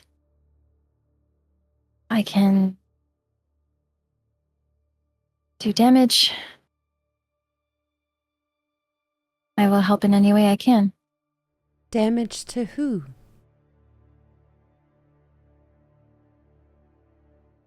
To those ruining Sydonea. The person behind the glass pauses. Do you have any plans to turn against our order? No. You may enter. Please go through the door in front of you and wait for the remainder of your party. Get up and go through the door. Alrighty, and now we get to go see who's going to be next. Yay! And at this time, you hear that I'm assuming Antir would want to go next. He seems a bit antsy. And if Dahlia doesn't immediately step up, he looks at his mom. And she just nods. Your girl's on the other side, and I'm on this side. So if anything goes wrong, you have both fronts protected. Right? Mm-hmm. And he nods and then goes through the door. And his interrogation lasts a while. But finally you hear that. And then I'll push off a bell and head to the door. As you push off, it gives a small kiss on the back of her head. And we'll head over to Whispers. Okay. Don't die. And as you go through this door, the room has one seat in the center and a small table in front of it with a small vial of a colorless liquid. What do you do? I'll sit down and I'll guidance, pop it, and drink it. And as you drink this, you cannot deliberately tell a lie. You see this black glass in front of you where you can see your reflection as you take the drink and you're sitting there. There are rows and columns of tiny holes, but you cannot see through to who is behind that glass. What is your name? Alia Jade. What is your purpose here? To find somewhere safe to be. Safe from what? Sydonea.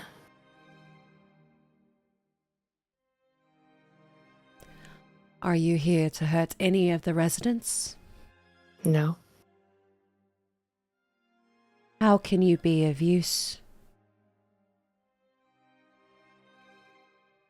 I'm good at protecting. It pauses. Protecting what? Those I trust, those I love. Do you have any plans to turn against our order? No. There's a pause. You may enter. Please go through the door in front of you and wait for the remainder of your party. She will do so. And you're able to go through that door, and we're going to pop in with everyone else. You all have gone through the door after your interrogations with the truth serum. That truth serum will last for another 15 to 20 minutes.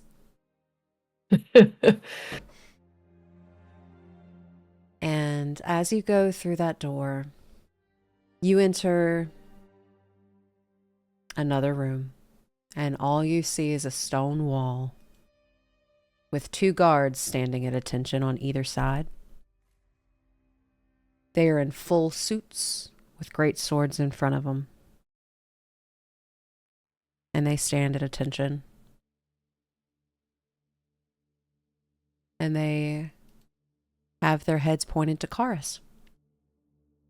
And you get the sense he is the leader of at least the soldiers here. And then slowly, Calandra comes in. And Belle comes in. Antir just staring at the ground, wide-eyed. And Velfi, if you want to roll insight, you may. Hell yeah.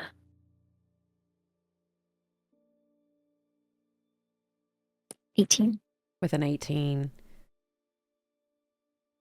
he kind of looks shell-shocked. And almost like that cognitive dissonance. Was I really the bad guy? Mm. As he just Seeing that. Sorry.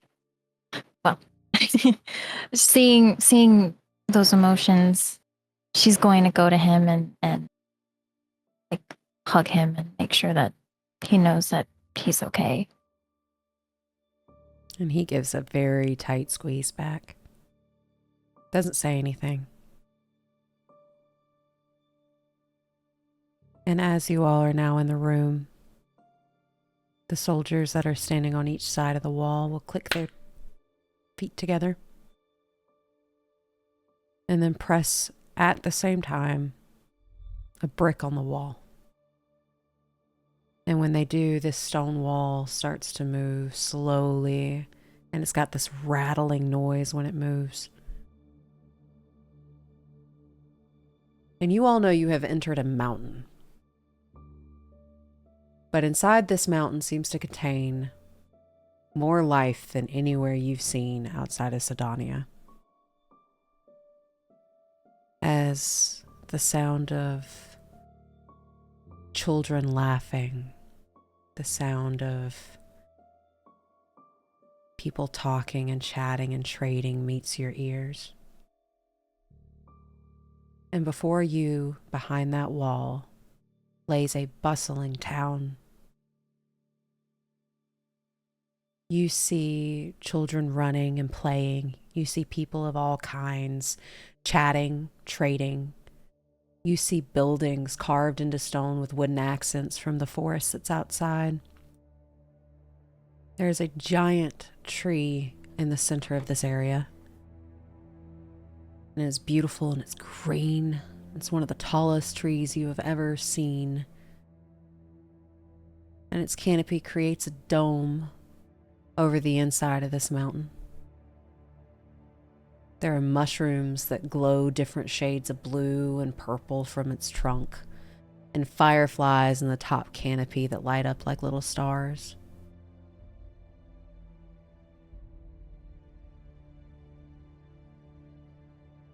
And you see joy here.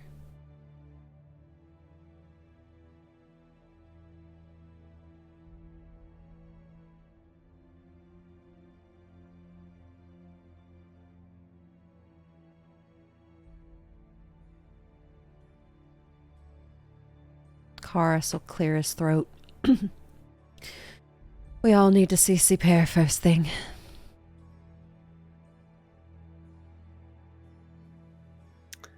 Is he a leader of your people?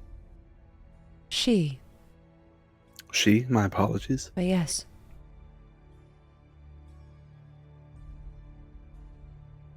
And Karis will begin to lead you deeper into the mountain down a staircase that can be seen off to the left-hand side.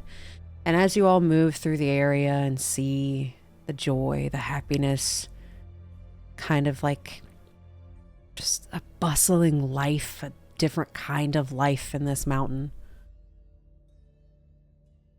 You hear people greet Karis and Belle with happy greetings. Some people are like, grabbing a beer later, right?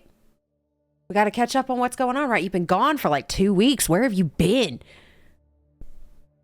And people just talking to them like they're old friends.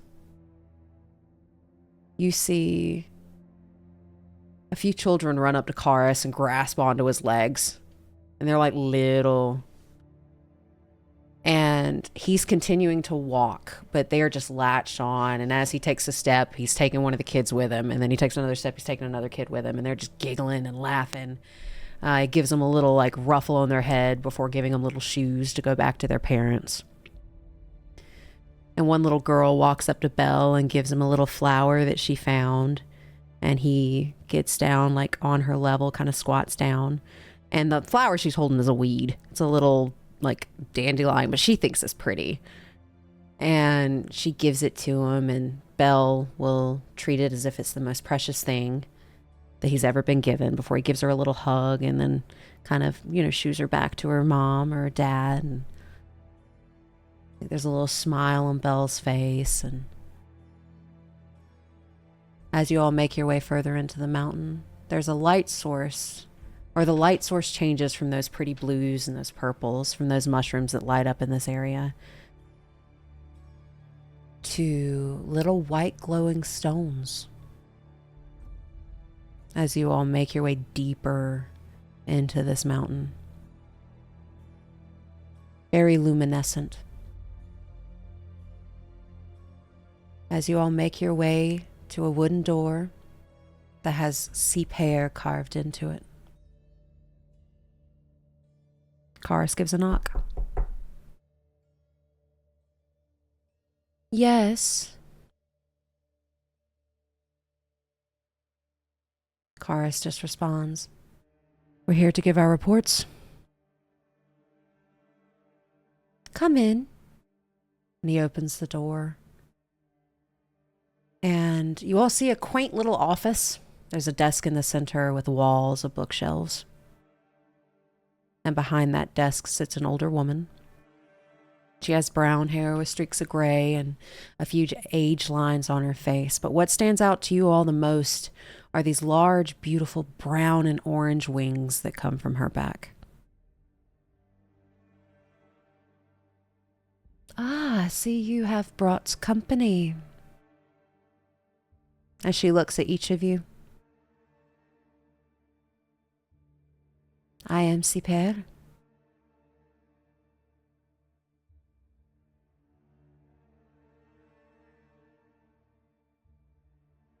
I'm Velfie. Friedrich. Talia. Kalandra and Antir give a little wave, and Kalandra kind of steps in front of Antir just in case. She looks at Beltov. Where is Tilly? Beltov gives a just nod, like a shake of his head. She did not make it.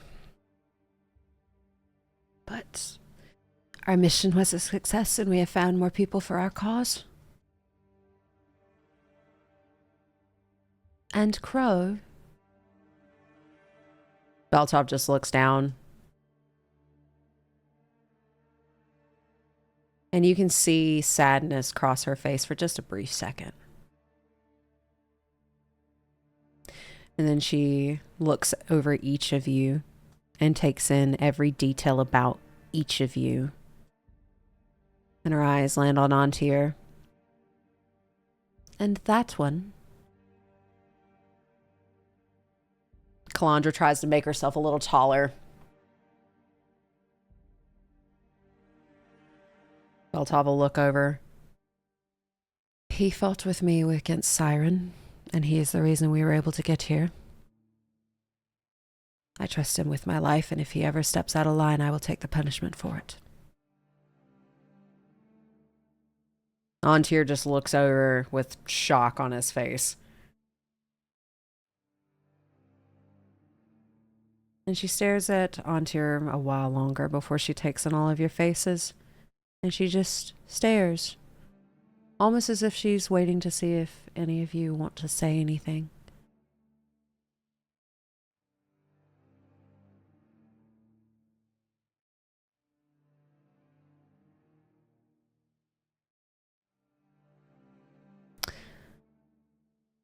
Well, if we are to be working together,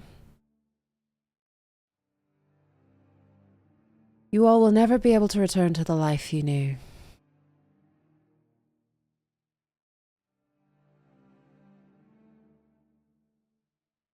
But you can create a new one here. We are the curse breakers. And I think it's best you know how we started. But first, let me welcome you to Limbo.